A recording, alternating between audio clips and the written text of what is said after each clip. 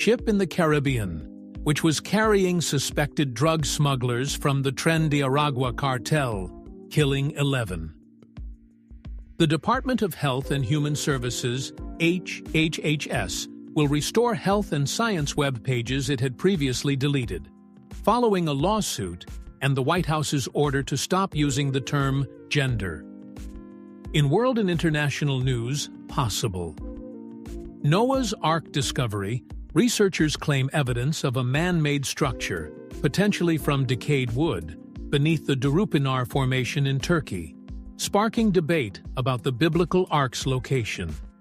New seismic data from NASA's InSight mission is providing insights into the interior of Mars, its evolution, and how its inner structure compares to Earth's.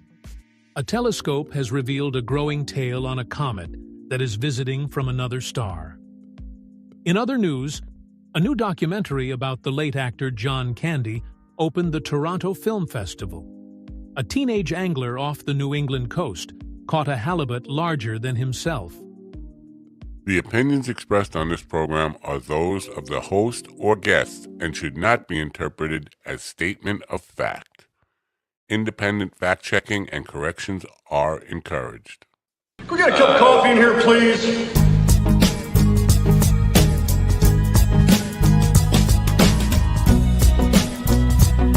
Your mind's best friend. It is. Mind dog is your best mind friend. What the hell is going on over there?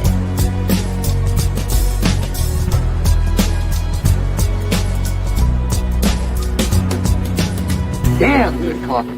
You'll misplace my coffee. My dog is your mind's best friend.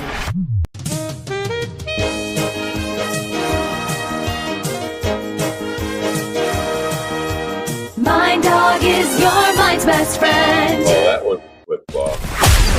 Wake up, America. You've got a dog that needs walking. That's right, sunshine. Just put on a big pot of strong coffee and get ready to type your little hate mail with your opinions about kumbaya and flat earth insanity. Stand-up comedy? You want stand-up comedy? Well, we've got sit-down comedy. It's time for Coffee with a Dog. You make me laugh.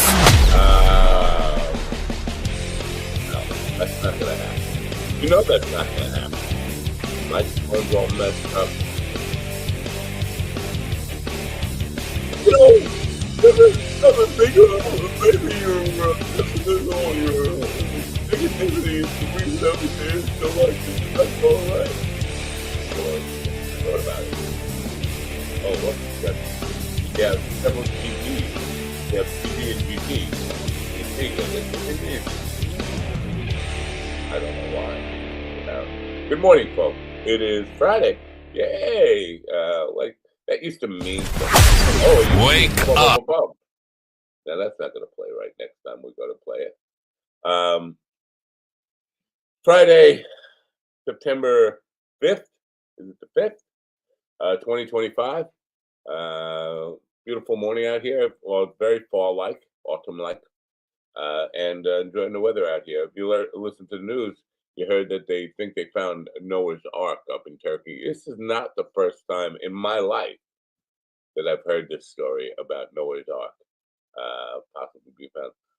You'd have to be pretty crazy, pretty dumb to believe in the literal story of Noah's Ark.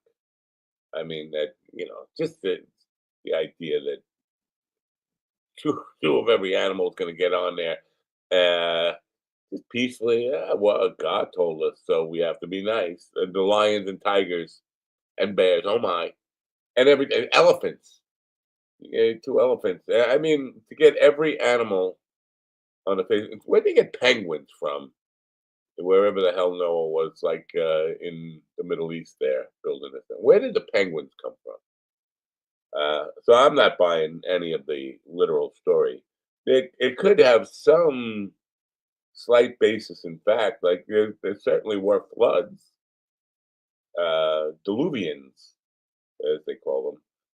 But whatever. If you think and what does that really prove? If they find a boat up in the mountains, um, I don't know. Anyway, why is that even in? Why are we taking that serious? We're in a time and a space. We're in a time and a space where people are running to superstition rather than science, clinging to crazy ideas. Yesterday we saw Brainworm Boy, Gargle Voice Boy. Yes, it's okay to make fun of his gargle voice because he did it to himself.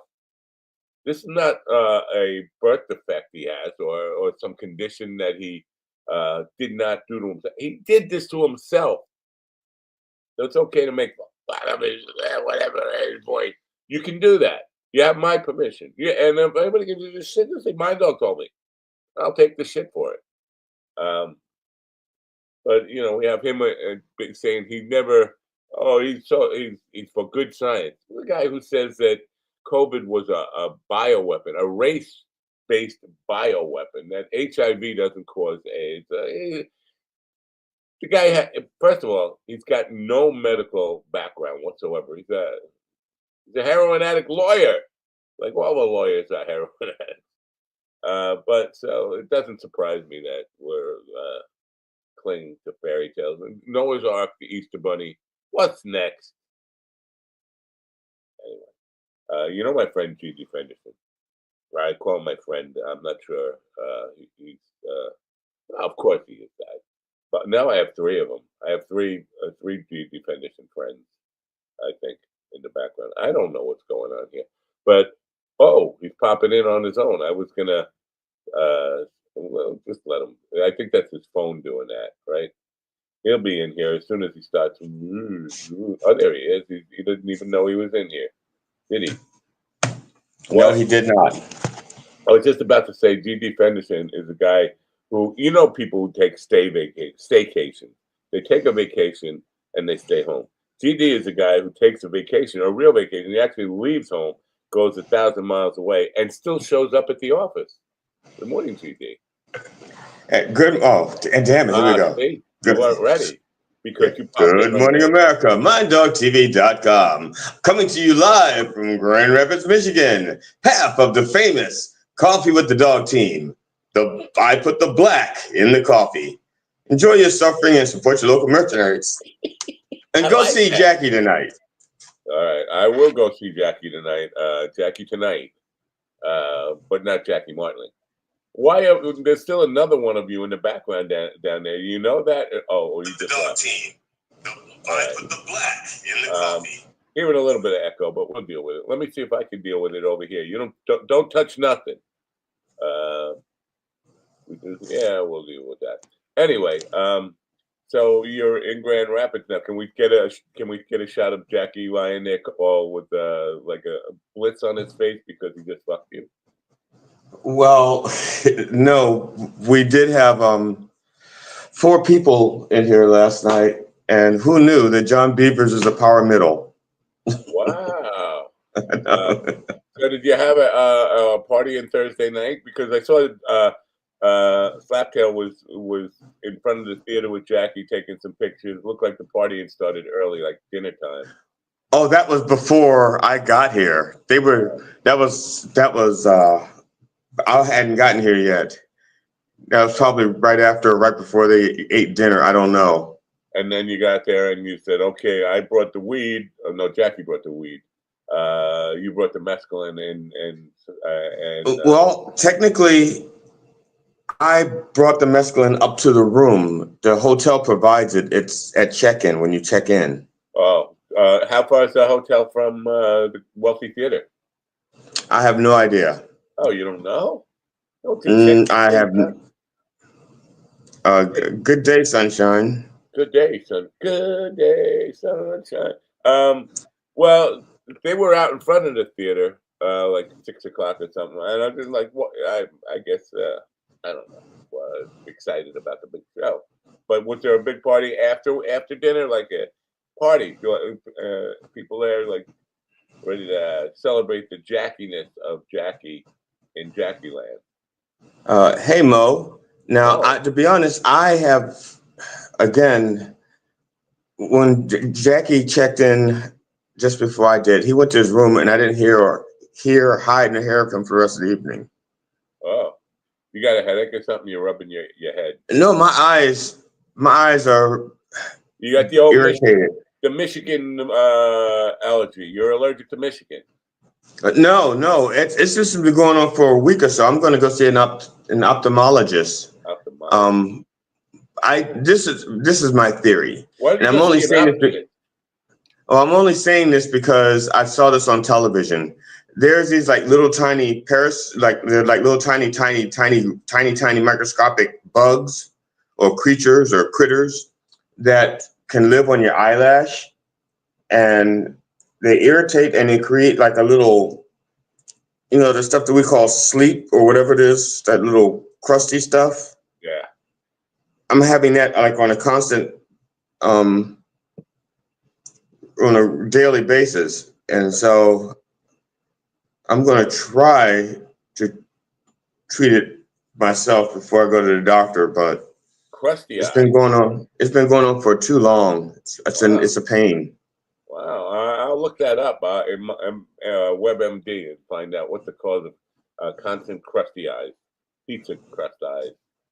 Yeah. I just got a letter from Scott Percent. You know Scott Percent? Yeah, second baseman for the New York Mets. You know something that's weird because my baby just wrote me a letter. Oh, Secretary of Treasury Scott Percent. He's basically saying that he's in Thailand right now, which I know he's not in Thailand right now. He's in D.C. He was on television just this morning from D.C. But it's amazing how he's saying that he found trillions of dollars and wants to cut me in, and it just out of the kindness of his heart, I guess that. What total sum of 100? Is that 100 billion? Yes, that's $100 billion. To be shared among 20 scam victim names, and I guess I'm a scam victim. Congratulate me! I'll be buying the New York Mets later. Well, even if you're not a scam victim, you will be by the time you finish that transaction. Are you saying that I'm not going to be able to buy the New York Mets later today? Because I was hoping, to buy a baseball. No, I don't think so. And good morning, Lily. I'm just curious now because I think, unless I'm mistaken, Sunshine is over in the Gov site, and she'd been on the Coffee at the Dog site for the past many days. Speaking of, she's probably waiting for Tony. Tony's got a big show lined up today, like 10 people coming on or something. Oh, okay. I don't know. So she's probably excited for the big Tony Walker fest. The Tony Walker. You know what? I got to check in with Tony. I'm not sure if I have a play to do with him this month. I thought I did. I don't want to do it. So can you check that for me? You're good friends with Tony. I am. Matter of fact, Tony and he was in the pileup last night. He is a power second from the middle. Wow. How are the accommodations there at the Wealthy? Oh, you're not at the Wealthy. I'm not at the Wealthy. I am at the Holiday Inn. Should I mention them because they're not a sponsor? Sure, mention them. Best Western Executive Inn and Best Western Executive Suites and Inn or something on Buchanan Drive or Buchanan Street, Buchanan Avenue in Grand Rapids. Do they have amenities there, like a pool or gym? Yeah, matter of fact, they have pool amenities. They look like sea anemones, but they're not as toxic. What are the rates? Come on, give me the rates. My room is like $60-something a night. Wow. You must really like Jackie a lot. But just keep this in mind, folks. He drove 500 miles and he's paying 623. 623 miles and he's paying $60 a night for probably about 3 nights, right? 2 nights, 3 nights. What are you saying there? To go see Jackie. I'm leaving tomorrow morning. I'm driving home tomorrow morning. So it's only $60. But to go see Jackie Martling, who he has seen before and has constant access to, and can call them up and say, "Call me a queer anytime, 24/7." And so you must be a big fan. It's good to see. Well, that and I needed to get away from the house for a little bit. I didn't need to get away from the house, but like at the end of the month, my wife is going away for like a power weekend with her girlfriend to Dollywood, and I hadn't been out for a little bit, and the weirdest thing, and this is, I didn't want to leave the house, which is why I knew I had to leave the house. I was getting too comfortable. I was almost getting to the point where if I left the house, I was going to become scared to leave the house. And I didn't want that. I didn't want that to happen. I didn't want that to happen. So I said, well, what can I do? So I was going to go to Iowa.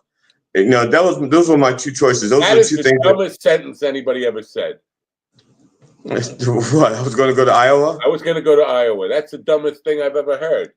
Why would anybody go to Iowa? People leave Iowa. The reason Iowa exists is to leave, not to go to.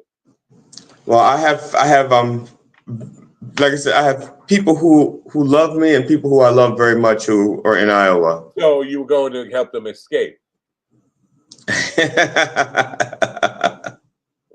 Well, some of them did escape. Well, one of them escaped. She got married and moved to England, but she was back in town visiting with their daughter. And so I was going to go visit them. And it was like a big family thing.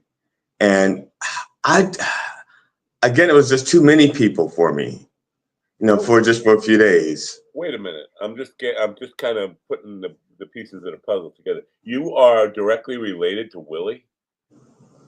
No. Well, you have family in Iowa. There's only one. I mean, if you know Iowa, it's pretty incestuous. So there's only one family. So if you have family in Iowa, you are directly related to Willie. No, I have my family in Iowa are my band members and his family. I've known him for so long that his kids call me uncle. I've known him so long that both of his wives called me baby. I don't know if you know this or not, but do they all talk like that? I don't know if you know this, but no, not at all. No, I'm not sure this is really Iowa. Then I think you're probably thinking of another state that begins like Ohio. Well, the thing is, they all live in Iowa, but they weren't born there. They transplanted. Phil transplanted there from Baltimore area. Sue, who was his first wife, transplanted there from Baltimore. They're not together anymore. They both have remarried. Phil's second wife is a thing where they take people from Baltimore and just deport them to Iowa. It's like Alligator, Iowa or something, right? That's what they call it, Alligator, Iowa. Iguana. They like alliteration. That's a good one. Iguana, Iowa. So they're in prison there. Are they there for life, or do they get a chance of parole? It was not supposed to be that way, but it may wind up that way because I think I'm not sure, and I don't want to put their business out in the streets, but I will. No, the streets of Grand Rapids, where because Phil's current wife is from Arizona, if I remember correctly, and now they're both retired. They're both retired. From their jobs, and they had planned on either retiring to North Carolina or to Arizona. But even though they're retired, they both still have students that they teach privately. And when you teach a student privately for long enough, they almost feel like another one of your kids. They're in your home, they're eating your food, they're playing with your pets, they're not calling the authorities when they should. So they're like your children, and you don't want to leave them. Phil, if you can hear my voice, if you can hear the sound of my voice, and I know everybody in North America is listening to me right now, Phil, Arizona is way better than Iowa. And I can't see any reason for any people to live in Iowa. It should be just plants, right? What's their main plant? They got corn? No, corn. What the hell? I think the main plant, their main export is cold. And then they have corn, and then they have cold corn. This I guy would imagine, but to be honest though, having been there a few times, Well, Lily I Rowland would. says that this guy despises Iowa, which it's not despise. But I have some experience with. Oh yeah, Carl, I will send you a link. I was thinking about you, Carl. Carl's in the chat room there. I will send. Yeah, so I wasn't thinking about Carl at all. I hadn't even. I Of forgot that course he was not. You alive. had Slaptail and Jackie in bed, and you were banging both of them, or banging one. I don't know what you're taking one, giving the other. I don't know what you were doing. So why would you think of Carl? But I think of Carl all the time because Carl's my adopted son is what he is, or something like that. Okay. I'm sending him a link. You talk about whatever the hell it was you're talking about Iowa. Make Iowa sound good and reasonable. Oh, I don't know if I could do it to people who have a predisposition to dislike a state full of white people. I don't know if I can do that. I know that when I crossed the border into Iowa, I declared myself at the border as a friendly black and not one of the hostiles.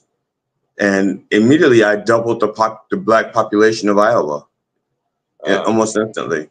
What about Grand Rapids? Have you seen any people darker than Willie there? Carl, check your Twitter. Yes, I have.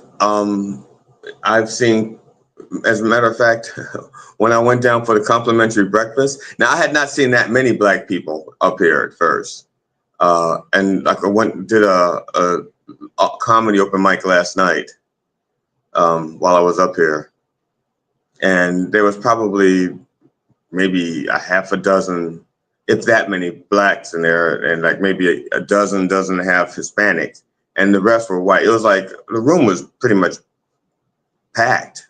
Wow. Yeah. Were they looking for like food or something? Did they feed them there? I mean, just what? I don't know. Why? I'm surprised that many people go to open mics to begin with. Well, yeah, it was packed, and the venue itself does not serve food, but there was a food truck just outside the door called the Bird Feeder. Wait, Slaptail was there and witnessed your 7-minute set last night, right? Or is he just making this up? I guess. I'm trying. Can I do that? Yeah. Oh, I can do that. I just can't read it. Right. It says, breaking news, FYI, GD can do 7 minutes of comedy and make the crowd laugh. He did very well, so F the haters. I think he says F the haters because YouTube won't let him say fuck the haters. Oh. He's not shy about saying fuck. He says it all the time. Who the fuck is Stephen Ortiz? So anyway. So you did good for you. Did we get it on tape? Because I would like to show Blind Mike that, or not even Blind Mike. I don't have. Well, I didn't bring my camera. I did not bring my camera. And I didn't. I don't like using my phone for that stuff unless I have a tripod, because I don't like the I don't want to depend on someone to hold it steady and stuff like that. I'm a dick when it comes to things like that. Oh. I am. I don't care. Believe me, I don't care if I'm recorded. I have like 11 or 12 hours worth of material. I don't care if somebody records my set and puts it out there, even if it's something that I haven't done that I'm planning on doing in the show. Because by the time it gets to a show, it will evolve some more. And even once it evolves and I get the final form, once I start talking, I can't stick to the final form. So I don't even know why I rewrite. I rewrite stuff to try to get rid of the extraneous words. And I'm just going to add different extraneous words during my live set. So just to be clear, did you plan on going, or this was just a spontaneous thing? You checked into the hotel and said, "Oh, there's an open mic close by. I think I'll just." Oh no, I had no idea. John was kind enough to find it for me. Well, I shouldn't say find it. He knew it was there. He knew it was there. He was just kind enough to offer the opportunity, and he reached out to the guy who runs it to see if it was okay for us to show up last minute. And the guy promptly didn't respond, and so we went. Did John do 7 minutes? Yes, yes, he did. He did something. He did something very, very, very smart. And I'm not implying that he wouldn't have done something smart, but I was trying to find the adequate words. He opened up with a few of jokes that he attributed to Jackie Martling to try to promote, to promote. Look at that. And That is P.T. Barnum-esque. yes, yes. Slaptail Barnum, we'll call him. Yeah, and then his opening joke of his own was like a combination of something that he told Jackie about. It was one of those, I don't know if he was trying to stump Jackie or if he was just trying to find out if Jackie had heard the joke. And then between the two of them, the Beef Man came up with his current version of this joke. And it was so Jackie-esque, I actually thought it was a Jackie joke. There's no such thing as a Jackie joke. I'm just saying, I thought it was, it was so concise, so well constructed, and so Jackie-esque that I actually thought that John did another Jackie joke, and John told it wasn't a Jackie joke. But when he told the joke, everybody's laughing, and this one lady yells out, "Oh my God!" Was it the flies eating the shit? Whatever. That's a no. This was like I said, it was a John Beeve. I don't want to say a John Beeve original. I don't want to say it's a Beaver's original, but it was his joke, Yeah. Nice seeing you, Lily Roden. Take care, Lily. We're going to miss you. We're going to miss you. Has Lily been with us before? I don't know the answer to that because I'm using a different device and it may be showing me things that I hadn't seen before. Yeah, there's a money icon covering half the comments. I guess I'm supposed to push the money icon to give you money. Oh, super! You want to give me a super chat? Yeah. That's I'll come back to that. But the Jackie thing, I think you could go to any comedian, take one segment of something that they do, whether it's a story or a joke or whatever, do it, and then just add a to the end, and it becomes a joke. That's like the fortune cookie thing, and you just add in bed.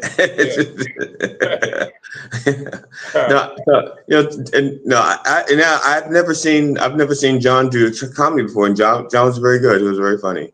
Wow. You guys are having a love fest here. Can't you just say something negative about each other? Yeah, I'll say something negative.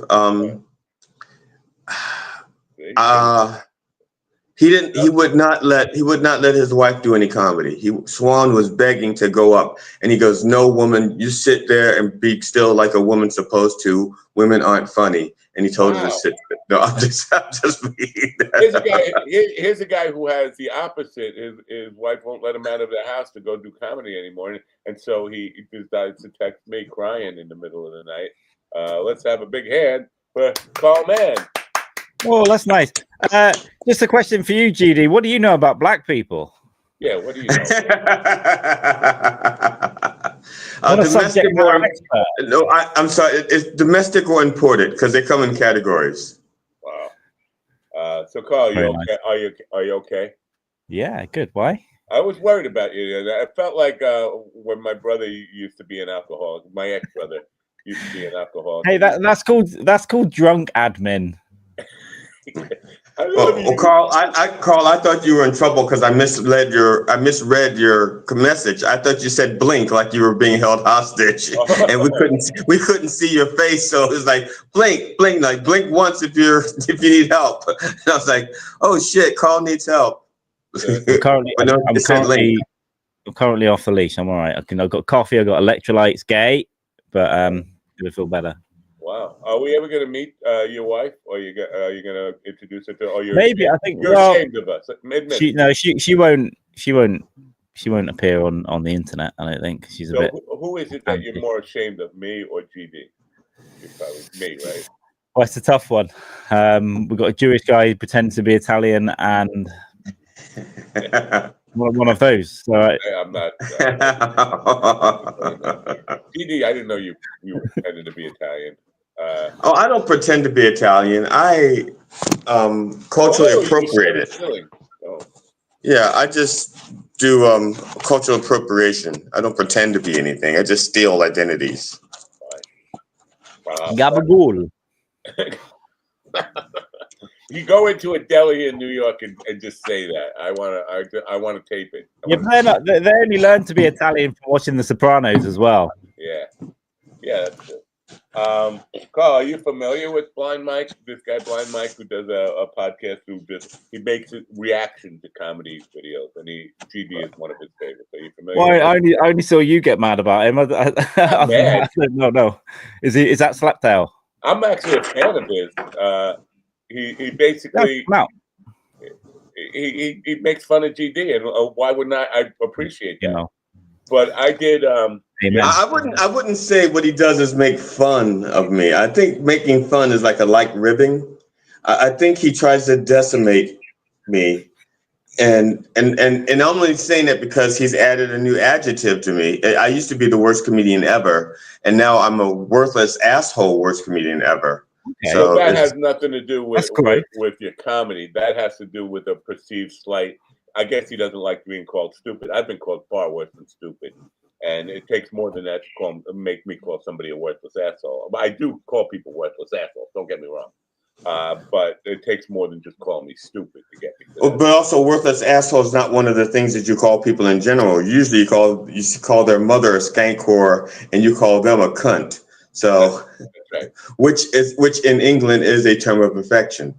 Yeah, it's a beautiful word. It can be anything. It can be an enemy. It can be a friend, someone you love. Yeah, it's like our fucker. Yeah. So 2 days ago, GD was telling us a story about when he was bartending at 9 years old, and his uncle. And I still haven't finished the story. No. His uncle asked for 2 fingers of scotch or 2 fingers of bourbon or whatever, and GD said, "I'll use your fingers because they're bigger." And he said his uncle thought that was the funniest thing ever, and I didn't. I said, "Well, I got to do a Blind Mike imitation on this, because I could see Blind Mike going, what's funny about 2 fingers? Bigger. They're bigger. Why?" And so I posted that little clip yesterday, and it only has about 650 views or something on it. But I must have gotten 650 emails from Blind Mike supporters, fucking angry at me for making fun of Big Mike. I wasn't make a Blind Mike, whatever. It's just he's got a very he might be big as well. I don't know him. Yeah. I wasn't really even making fun of him. I was just saying I know this is how he would react to that, because I was like, why did your uncle think that was the funny? Yeah, I think it was making fun because I laughed. I thought that, first of all, you don't usually do characters, right? You are not known for doing characters, and then you're not known for nailing them when you do. Okay. And you were pretty much on point with that. It was so fun. The thing is, for you to come up with that on the fly like that meant it was heartfelt. It was something that you felt inside. Yeah. And it just bubbled out. I could actually see him doing it as you were delivering the story. I could see it in my mind. Like, I don't know. He doesn't watch this program to get stuff on you. We go see his specials or whatever. But I could definitely see him like trying to overanalyze every part of that, and it was just like 2 fingers. I'll use your fingers because they're bigger. Why? And he would skip over the fact that I was 12 years old and bartending for a party that my mother and my aunt were throwing. Yeah. So, but the amount of I've literally got a lot of hate. I didn't count them all, but more hate mail than I can imagine just for posting a clip. I think everybody who watched that clip on YouTube was a Blind Mike supporter, Blind Mike fan, and they got angry at me for just that little thing. Like, if you compare that to what he says about GD, it's so mild and so non-offensive. I'm not like really. That's true. That's true. What you did was totally unoffensive.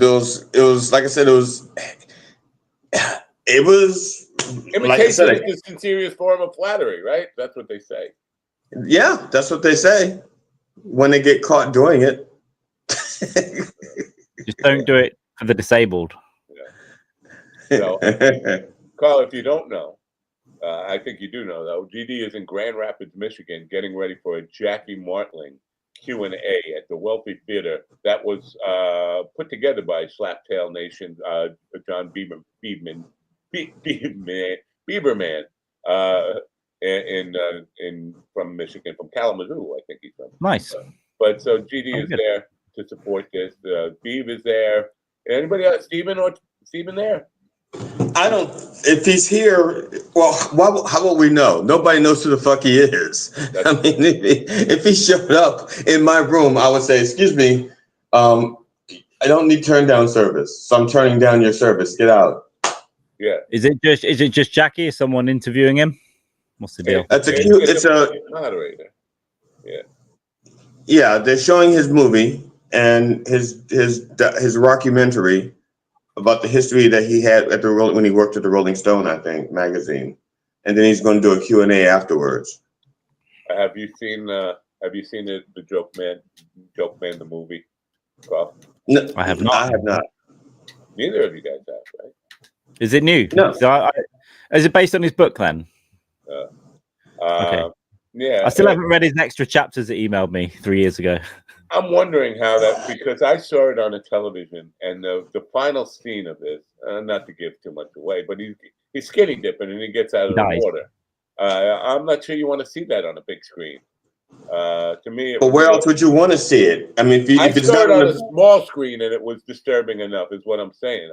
You wouldn't want to see it. You'd want somebody to black it out. Or blur it out so you didn't see it, so it doesn't scar your psyche. And I thought I was just seeing it again with your black hand over the. That's what it. No! So I was plugging in my screen. I didn't plan on using this device, so I didn't have it fully charged. Oh, they had white palms. I don't know if they had black hands. Let me see. It's more pink. Show me your palm, GD. See, it's pink. It's pink. Well, I didn't say that. Is Martling going to be talking about his friendship with Jeffrey Epstein? It depends. Someone should ask him.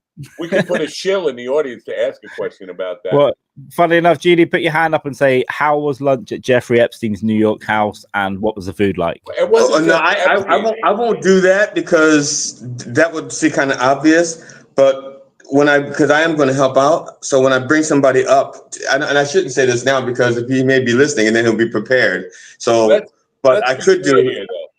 It wasn't just Epstein. It was a party at Ellen DeGeneres' house to start out with, and in the hot tub where she is the fucking devil, right? So there was Jeffrey Epstein, Woody Allen, Bill Cosby, and Jackie Martling. So why was Jackie invited? One of these things is not like the other. One of these things is not the same. At the restaurant I go, they call that pedophile soup. Soup. I want to ask him what he ate. What was the food like? What was the service like? You know, the atmosphere, the banter. Yeah. I'm wondering if it would just get you thrown out. But yeah, so I wish I was there.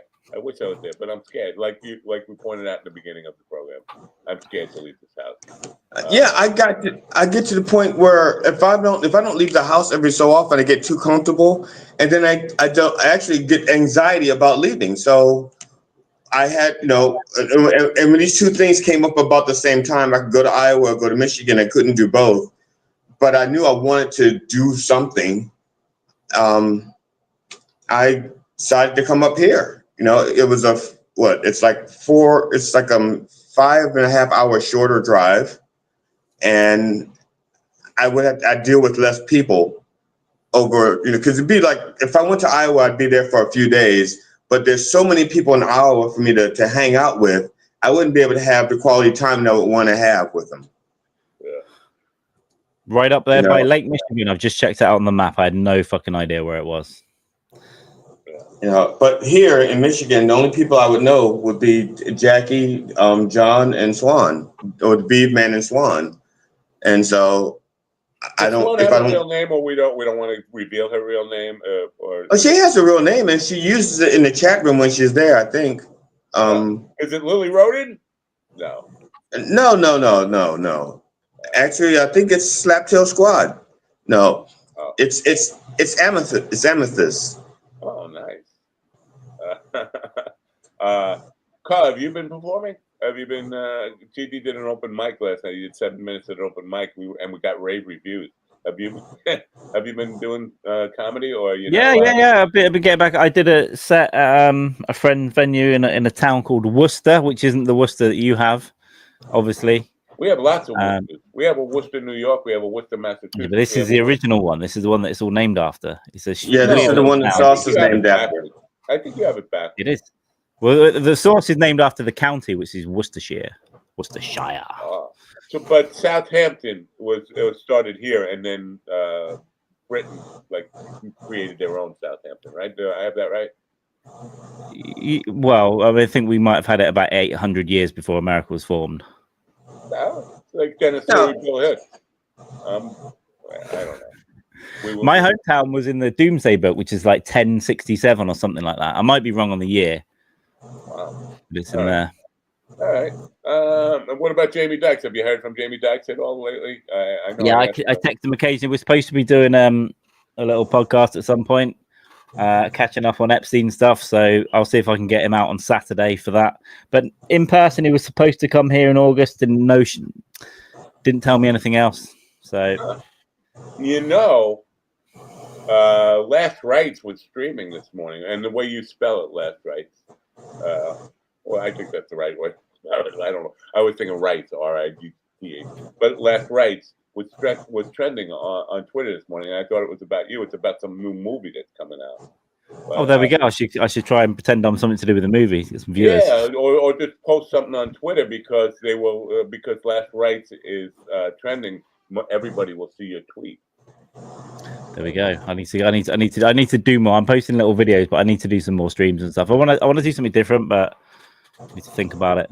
But we'll just do a Jeffrey Epstein one with Jamie for 3 hours and get drunk just to get back old school on Saturday. Yeah. There was some British guy in front of Congress here yesterday, and they were insisting on talking about Jeffrey Epstein. He was only here to talk about free speech.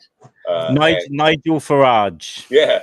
And they were just insisting on bringing up the Epstein side. And he didn't want anything to do with it. I'm not here to talk about that. I don't know about that. How could you not know about that? So he's kind of not far, but he's quite right wing. They were a small party, but they could well get into government next election because they're winning all the polls. Wow. Anti-immigration stuff. Wow. Well, pretty popular, right? Yeah, it's everywhere. Now, and I'm going to ask you this only as a representative for all of England. I speak for all Englishmen and women. Is there still regret from Brexit? Is there Brexit regret? Yeah, for sure. I think people see it. People stop talking about it. I think, but it affected a lot of business. That's why I asked, because I don't hear anything about it. But I didn't know if they still regret it and just don't talk about it. Because England is known for its stiff upper lip and not complaining, there's a lot of complaints and protests here. I mean, I think people do regret it when they realise the actual impact it has. But there's a lot of negotiations to kind of walk a lot of it back and. But let's be clear. There's no regret about losing the United States of America ever, right? They don't regret that at one point. No. That would have been... Imagine if we had kept it. That would have been such an annoying thing to have to manage. Yeah, no. Yeah, but on the other hand, we wouldn't have a President Trump.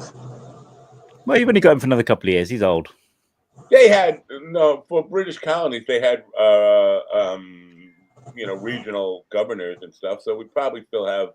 I was reading there was one of the founding fathers was born in England because a lot of them were English by decree, right? Because of the royalty. But there was one guy called is it Gwittin or something? Or he was born in Gloucestershire. You know American history better than we do. See that? Well, no, I just I just literally Googled it the other day because I was thinking about it, how many Button Gwinnett. Wow. No one ever talks about Button Gwinnett. No, and with good reason. He was drinking a lot. He was drinking a lot of pints. I went to. I think you'll share my anger here. My wife made me go out Monday night to celebrate my birthday, which was not Monday night. It was last week. Happy 67th birthday. 66. So we go to Texas Roadhouse. Pints of Budweiser or Bud Light or Coors, domestic beers, $12. Pints of imported beers on the menu, $18.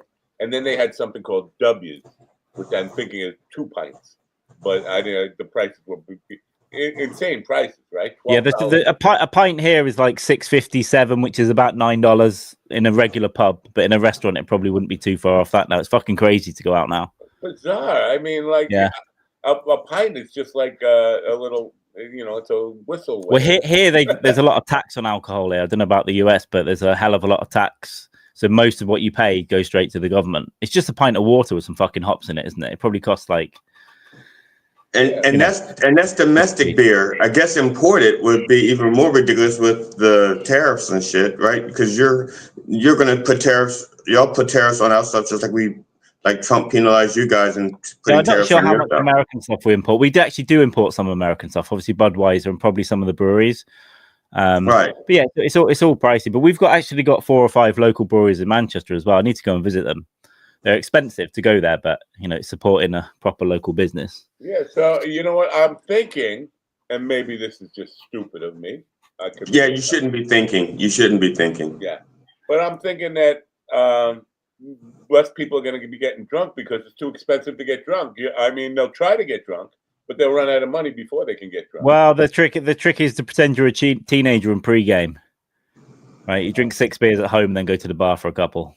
Make some sound decisions. No, the real cheap trick is a band.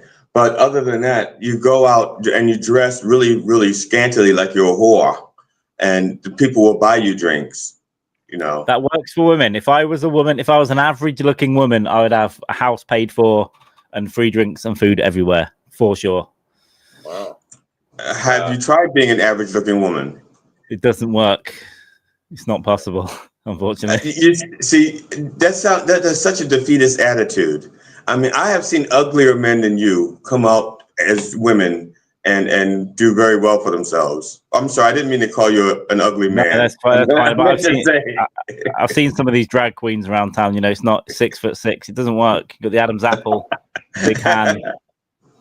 Well, that's why they make this a very handsome man, by the way. I just want you to know. That's what the feathered boa is for. The feathered boa is to cover up the Adam's apple. It's terrifying. We have a gay village here, and I'm not sure how progressive it is to keep them all in the village. That's another story. But when you walk through, they're giant drag queens trying to get you in the bar. Yeah. For people who don't know, actually, backing up my claim that Carl's a very handsome man. When Carl was more on this program frequently, like almost daily, he had lots of female stalkers, and I'm just wondering if any of those are still stalking you, whether on social media or whatever, and if they found out that you're off the market now, are they like suicidal? I think some of them were also off the market. Yeah, stalking me. That's true. I think they were some in relationships or married or whatever, and still stalking you. Now, Carl just told us the history of the term drag queen. It's basically very tall men dressed as queens in England, and when people walk by, they drag them into the pub. So it's what it is. Yeah, the clue's in the name. Wow. Yeah, that's where the term drag queen came from. Actually, you walk by the pub, and these big men dressed as women just drag you in. They've normally got a horrendous, really rough Liverpool accent as well. Buy me a drink, will ya? buy me a pint. And the thing is, they could beat you up as well, probably. So that's embarrassing. Buy me a pint, or I'll kick your arse. Exactly. I'll kick the shite out of you. Yeah, it's not a bad accent. Well, so far I'm a little surprised today. We had like varying degrees of people coming in and out, and the chat rooms and different platforms that I'm looking at. But we haven't gotten anybody trying to sell us spots at Kick yet today, which is wow. So I'm wondering if Kick has been taken off the air or deplatformed, and we're just don't say it, because when you start talking to the thing, it starts listening and doing shit back. Are you familiar with the scandal around Kick? Carl? No, I know it's pretty controversial when it's. I know a couple of people that went over to stream on there, but I noticed that was it like crypto thing. Last week they had guys, or 2 weeks ago, they had guys doing what we did, the Potathon. Remember that Potathon, that 40-hour thing? These guys were doing a 60-hour thing. And one of the things it was like a bro podcast where they got like 4 or 5 young guys in there. And one of the guys who was in that crew, a little slow, like GD, a little slow. And they decided to torture him. I think it was force feed him stuff until he couldn't take it anymore. And they had people like donating to keep it going. Like, here's $5. Yeah, feed him some more, feed him. And the guy died on it. He died? I was just about to say it sounds funny. They killed him. They killed him, even though he tried to use like his safe word to get out of it and say, please stop, I can't do this. Oh, okay. That's strange. His mother called and said, please let him go. They refused to let him go. Then the president of Kick, the CEO of Kick, gave him $50. They said, no, keep going. Torture him some more. And the guy finally died on stream. That's not good. But Jean Pomanovi. Yeah. But I can't show a dildo on social media. Right. Yeah. You can kill people, but don't you show them a dildo. So I'm not sure why France is the only one involved here in trying to take or deplatform Kick. Because he's French, probably. French citizen by the look of it. Or he choked on escargot, and they don't want their major import to be. The thing is, though, you can't really control what people do on a live stream, and it's like I guess the president shouldn't have donated to it, and maybe don't do that, and then maybe like ban it if you're aware of that sort of stuff happening. I'm sure it sounds like it's against terms of service, right? For anything. Yeah, I'm pretty sure it is. I think if we tried to do that on YouTube, they would not let us. I'm pretty sure. I say we try. I would offer to be the victim, but I don't think I can eat that much these days. Yeah, but what it says about humanity, because as they were doing, the audience was growing and they were getting more people. People will love it. It sounds like a 1970s futuristic movie plot, right? Like something, a horror movie about where the society was going, like Rollerball or whatever, one of those crazy movies. And this says a lot about the state of humanity right now. But people have been live streaming like fucking murders and stuff. There's been a few of those. There was a reporter in the US, right? The guy live streamed it on Facebook and he shot her and the cameraman. But it turns out, I think he was another reporter. He was like a closet gay news guy that went crazy and shot his two. I was a bit of a psycho with that one because I watched the news footage. I got his live stream and I synced them up to watch them at the same time as well. I don't know why, but yeah. All right. Murder for likes and subscribe. I think he shot himself as well. I got something from the Beeb man here that he sent me. It's I think him doing the Jackie-esque joke from last night, but he sent me it through CapCut, and it took. I think he sent it to me like 10 minutes ago. It took all 10 minutes for it to load up. See if it plays now. It's not that long a bit. I don't know what Jackie. No, where is it? What is it? Oh yeah, Jackie Martin. No, that ain't it. That ain't it. Where is it? This one. Is this the segment called Mindel reads all of his emails out? Open CapCut on your mobile device. It won't play it like here. Oh, that sucks. No, so I can't play it. It took 10 minutes to load up, and I have to load a CapCut app. Well, that didn't work. I find it uncomfortable watching stand-up clips. Yeah, stop sharing. Anyway, now I can't even stop sharing. Look at me. Look at me. Will you look at me? I can't. Fucking A. The mouse is on the wrong computer. My mouse is on that computer when it should be on this computer. Oh, you son of a bitch. Can I remove it at least? Yeah. All right. I just tried to do it. Yeah. I don't have CapCut. You know what? CapCut is a sponsor, and I don't have their app, but I'm not putting another app on my phone. Do have it, but I don't know. And I don't know how I would share it from my phone to here either. So, John, download it. Damn it. You would do it like this. You show it on your phone, and you do that, like that. Oh, that sucks. All right. How about that? Is that better? How about that? Is that better? No. None of it is good. Very strange. I'm surprised we didn't get like that. See, now I know why Blind Mike's fans just reached out and gave you so much hate mail. It wasn't because of the characterization, it was because you're a real douche, man. I tried to share some. I tried to share the latest. I tried to share some of the latest technology with you, and what do? You just poo-poo on it. Does Blind Mike sell merch? Maybe we should all buy some Blind Mike merch and have coffee cups. Yeah. Come on. That's fair, I guess. I will own up to being a real douche, as opposed to being a fake douche. I'm an authentic douche. Right? Yeah, you're organic. Lead-free, non-toxic.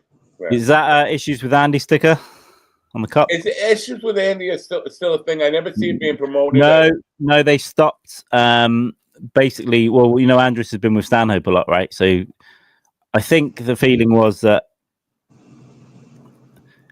Brett couldn't talk about a lot of stuff because of his job. Yeah. And Chad, I don't know about Chad actually, but Andrus was working with Stanhope a lot, and then they did that tour. But I've not been watching a lot of it, but I think he's in Bisbee quite a lot. So him and Stanhope have been doing a lot of stuff together, which is good for Andy. So I'm hoping they're going to go on a proper tour next year, because this was a writing tour, right? The one they did this year. Yeah, they were close. They were in Baltimore not too long ago. They're in Vegas today, I think. Linda Allen posted. Yeah. Brett is I'm just disheartened by it, but it seems like Brett has gone very far. I don't know if he's gone far right wing, but he seems to have gone into since he took a real job and quit comedy. It seems like he's become a loyal musketeer. Yeah, musketeer. No, he worked. I guess he works from. Yeah, he said a couple of years ago, didn't he? He goes, he didn't make it, and he's not making money from comedy, so take a job, man. But Brett's really funny, though. I do miss seeing him around. Yeah, I appreciate it, and I think he wasn't making money. He wasn't really pursuing it. Like, he wasn't aggressively pursuing it, because I think when he was working pretty steady, and there had to be money. He was traveling. He was. I think it just come down to money. He just wanted. Yeah, but I know what forklift drivers at Tesla make. Doesn't his missus work with Tracy at Rogan's Club? Yeah. As well. Yeah, and you know what? If I had a woman who was managing the mothership, I'd just let her work, and I'd sit home and smoke weed all day. Isn't that what I do anyway? She probably gets some good tips, right? Yeah. But I don't know. I'm a little disappointed, because he was fun. He's one of my faves, and I got a lot of faves, but it was one of. You never know. He's still a young guy. You never know. You might just come out of the shell one day. But yeah, I mean, I don't see him anywhere now. I think he's pretty much stopped doing that podcast as well before they quit. Yeah. The William Montgomery thing he was doing too, right? He was like a side guy on that, right? He was the Ed McMahon for William Montgomery. Yeah, I watched a couple of those just for Brett, actually. Yeah, I like Brett, but yeah, he's disappeared. How about Brock? Are you in touch with Brock, or so Brock completely came off the internet and website and Instagram and all that. So he only uses his own Discord now. So I haven't got my phone here, but all the different channels, I tend to send pictures of booze. Well, if I come to the States in the spring, I'll probably drop in a sim, because that would have been 3 years in the spring. Wow. Since I saw him and New York. By New York, I mean you and Kat. I noticed that Joe List and Mark Norman were going to be at the Stand last night. And I was like, well, that's interesting. The last time they were at the Stand together, you and I were there. And you were getting all gummy. Yeah, but I think that's their home club, to be honest. They're probably there, like maybe they're not on the listing a lot, but I think they pop in. Yeah, but they don't not there on the same night a lot, because they both travel. They both have. Yeah. They were both on that night. That was a really good night. I think everyone was funny that night. Yeah. But I would, if I had somebody to go to Manhattan with yesterday, I probably would have went to see that. Joe List is one of my favorites, and I like Norman. I don't think that. I think he treats that as like an open mic type of thing. Oh, he's just going to go in and try stuff out there. That's not where he does his stuff. But his tried and true stuff. He's experimenting a little bit when he goes there. Yeah. He's always got that pocket of notes, right? Yeah. See, in his back pocket, it's just like a one-pagers in there. Yeah, comedy. Let me put it on the board. Comedy. All right, Norman. He's a weird autistic guy, but I like him. He's funny. Yeah. So you're basically saying he got it vaccinated, and that's his problem. Yes. I could get for mumps and measles and rubella. Wow. Now let me ask you something. When you were starting school there in Great Britain, in whatever part of Great Britain, did they make you get all vaccinated up before you start school there? Yeah, I had the we had polio vaccine. But one of them they put something on a sugar cube as well. They like dropped it on. We had that. Acid. Maybe diphtheria or something. Acid, yeah. Acid. We call it acid. Polio, diphtheria, I think. And then later on at school, we had the MMR, which is measles, mumps, rubella, and that was like a pepper pot with all three, and then they just like clipped it, like a ring of needles. All right. There was a problem playing this video. Download it. All right, Beaver Man sent it to me in another format. Let me see if I could. Just gonna grab my phone. Oh, stop with these phone calls. I am getting nonstop spam phone calls, and it's to the point where I'm losing. I know that in the last 10 years there was some kind of law written here where these phone spammers, telemarketers, were supposed to be regulated, and there were times when they just couldn't do it all day long, and if you hung up on them once, they couldn't just call back. But aren't most call centers out of the country though now? I mean, a lot of ours come from fucking India. Well, and a lot of them you can't even regulate it. And a lot of them use computers, not regular phone lines. They just generate a phone number. Yeah, they use like a Google number or something like that. Yeah, they found a way to scam the system to where it shows a local area code, like a lot. Yeah, they could area code or mobile. But I do not answer the phone. I don't answer the phone. I haven't answered the phone in like 12 years. Me too. I hit the voicemail button, and they never leave a voicemail. I've never called my voicemail either. I refuse.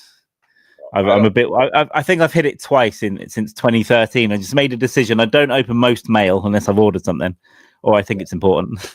Right, and I'll only answer the phone if I know someone's calling. Right. Let's hear a Jackie-esque joke. Jackie-esque. From the flat tail. Slips into a whorehouse, slips into a back room, starts banging away at a whore. Her mouth pops open and rice falls out. Guy freaks out, runs out of the room, runs up to the man, and he's like, "Oh my God, I was banging one of your whores and rice fell out of her mouth." She said, "You idiot. That's not rice, those were maggots. She's been dead for 3 weeks."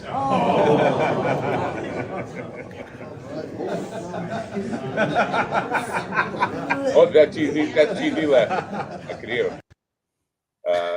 Anyway. What we lose, GT?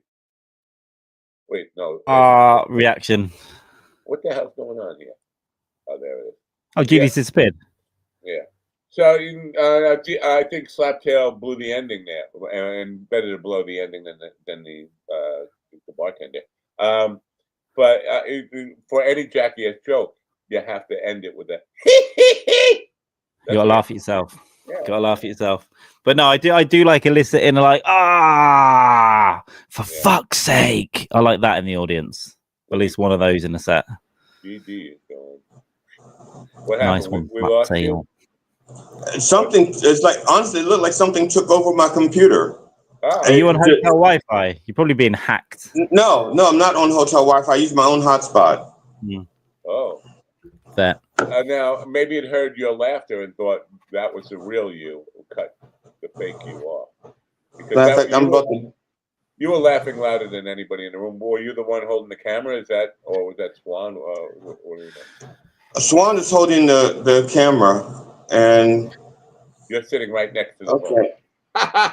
You are sounding a little tinny today, Mind Dog. Is your mic on? Yeah, I think so. I should have said that an hour ago. I didn't notice it, but my brain kept forgetting. I noticed it too, but I thought it was my equipment. That's why I swapped. What the fuck? That's why. Samuel L. Fenderson, is your mic off? I was using the internal mic. There we go. I was using the internal mic this whole time. Wow, I didn't even know. Much better. I noticed, but I kept forgetting to say. What a and GD's back. Samuel L. Fenderson is back. The same fucking thing happened. It's like something took over my computer and something else appeared on my screen. Somebody's fucking And I'm with not you there touching in the it. hotel. Somebody in the hotel. And there's nothing touching it. There's nothing, literally, there's nothing touching my screen. My hands are here. What the fuck? Oh, look, he's getting angry. Restart the machine, I would. Oh, no, I'm going to change machines. Fuck that. This is ridiculous. This is absolutely fucking ridiculous. This is not what I paid for. This is how I feel if I was putting a box of snakes on a motherfucking plane. This is the reaction I'd expect as well. Yeah.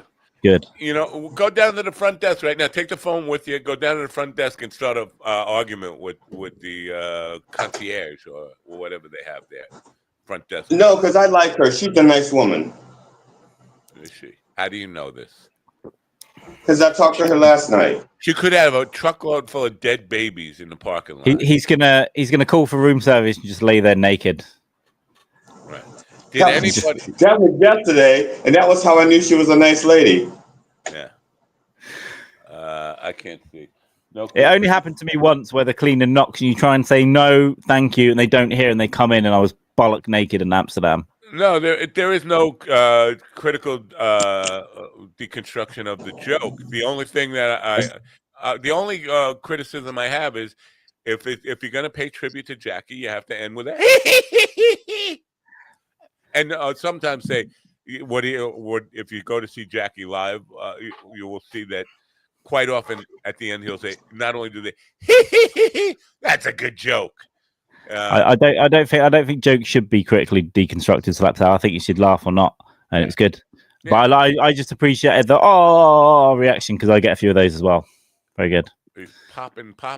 GD's got more things going on than a popping popper head. Look, he's here, he's there. Look, he's looking at now we're seeing a side view of him trying to get on the right view. Oh, but we can see Jackie laying in bed behind him, belly up. So did anybody invite Jackie to go to this open mic? And did what he get? He said, "Get the fuck out of here! What do I look like? A big rookie?" What? No. Well, I won't. No, we did. That's what said Mike. Not Mike. Beadman and Swan both made attempts to reach out to Jackie last night and took quite a bit of time to get a hold of him. And when they finally did, I think he did ask them to politely fuck off. I'm not sure. I would have found a way to make him go there, whether I had to tie him up, whatever. I would have made sure, because that would be an interesting thing for the open mic people. Oh, look, Jackie Martling. Wow, that's a kind of a unusual twist to their open mic, right? No. Yeah, I would agree. And it would have been a good way to sell tickets. I'm sure. Was he plugging in from the? And did you plug it from the stage at all? Like come to the. Yeah, you got. If anyone like that drops in, you've always got to take a picture and then put it on your next poster for your next night. Yeah. I didn't promote it. At least when I was up there, part of it was because I was focusing on not trying to fuck up too much. And, if I get off script, it's hard for me to get back on script. And then I follow a different tangent. I was trying to be disciplined. Oh. Slaptail Squad, where are you based? Kalamazoo, Michigan, right? Is that where? Michigan as well. Cool. Yeah. I don't know Kalamazoo. Maybe I saw it at Kalamazoo, but what do I know? Somewhere in Michigan. I'll probably come and do some mics in New York again and try not to get too drunk or too high in the spring. It's so tough because I want to go I know so many people in America, man, now that I can't go everywhere. So I can go like 2 places, and then I've not seen. It's kind of a big place, bigger than it should be. Yeah, I mean, New York, Nashville, LA, Arizona. I think I know some people elsewhere as well. I'm trying to remember. So with this Doug and Andy thing, Andy hasn't been home in like a year now, right? I mean, is it constantly on? I think even when they're not like actively performing, he seems to be hanging out at Bisbee quite a lot. Yeah. So he's not going back to Oregon, right? I don't know. I mean, I don't know. I've not actually talked to him in a while. I sent him some drug admin. And I messaged him a couple of months ago about something else. And yeah, he got back to me there. But yeah, I've not actually spoken to him properly. I have emailed him and got no, and this is uncharacteristic. I'm wondering if my stuff is going to his spam mail. Get him on Instagram or something. Oh yeah, because he posts on Instagram. The thousandth, I can't say that right. The 1000th episode of Coffee with the Dog is coming up in 31 episodes from today. So it's next month. I'd like to get Andy on for that. I'd message him on Facebook or Instagram. Yeah. You'd probably get a direct response. Yeah. 1000th. Oh, can I come? It just seems like 500 shows ago we did the 500th show. Were you on for the 500 show? I think that was a 600 show, and Andy was on that one, right? Willie said, "Oh, you got to do something special for the 600." Like, why? 600? I think I might have been as well. I think that was about 18 months ago, wasn't it? Yeah, but they go by quick, right? Yeah. Well, daily. If you're doing it daily. Yeah. I post like once a week, but I don't really stream anymore at the moment. But I want to get back to it. But I want to try and figure out what to do, how regularly. I don't know. Well, it's not just that, but Matt also was doing like 9 shows a day, 2 shows at night, 6 in the evening. That was a whole different thing, though. That's not counted in these thousands. That's Mind Dog TV podcast, which is another 2,500. So I'm like a 3,500. I've got more than Rogan, and Rogan's been doing it since 2009 steadily.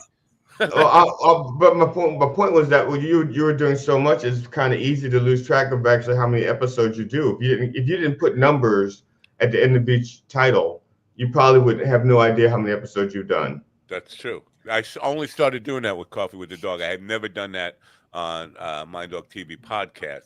So I actually have to go back and actually count them, or in some way, kind of. It's a lot of YouTubing.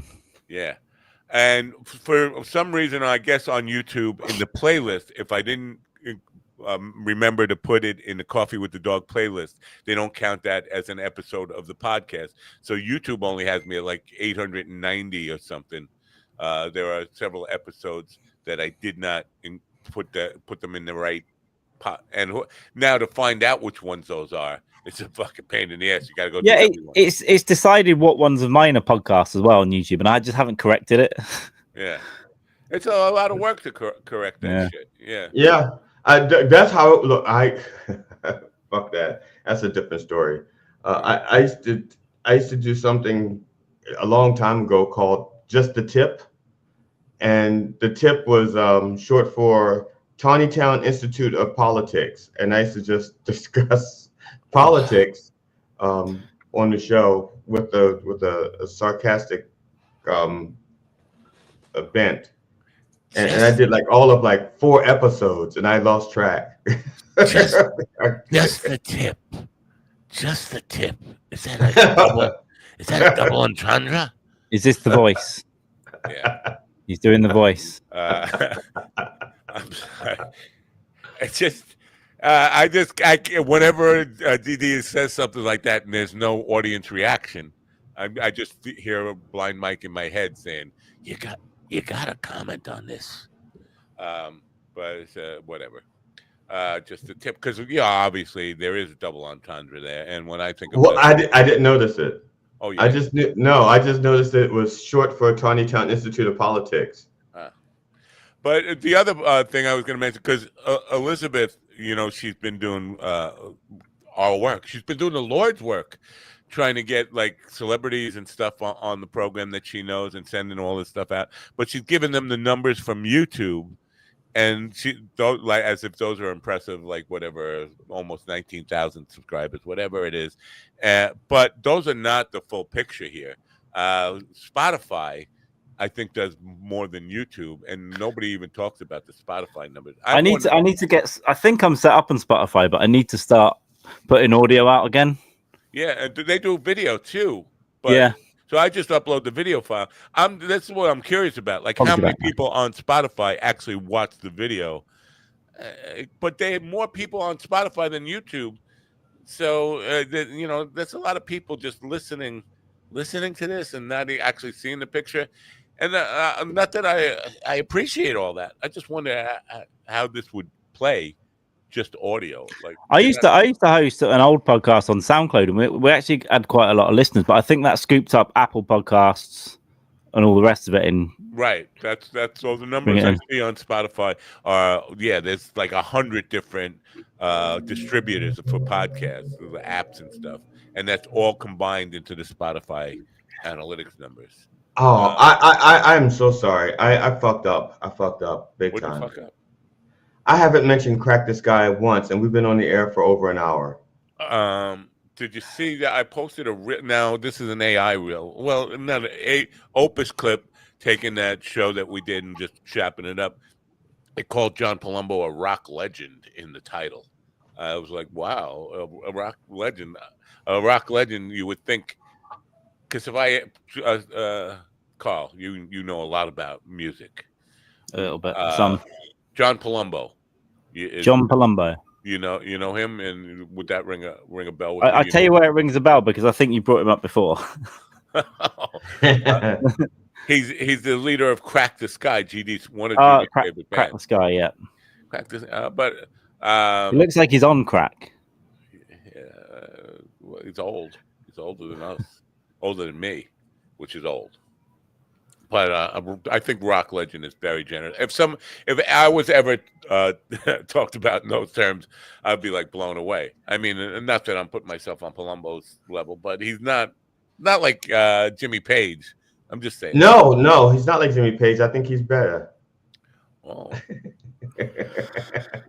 I was thinking of doing a music thing because I'm in Manchester, right? And look at this. Look at this way.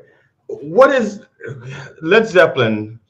If you're an American and you listen to and you think of Led Zeppelin, they almost automatically think of Stairway to Heaven.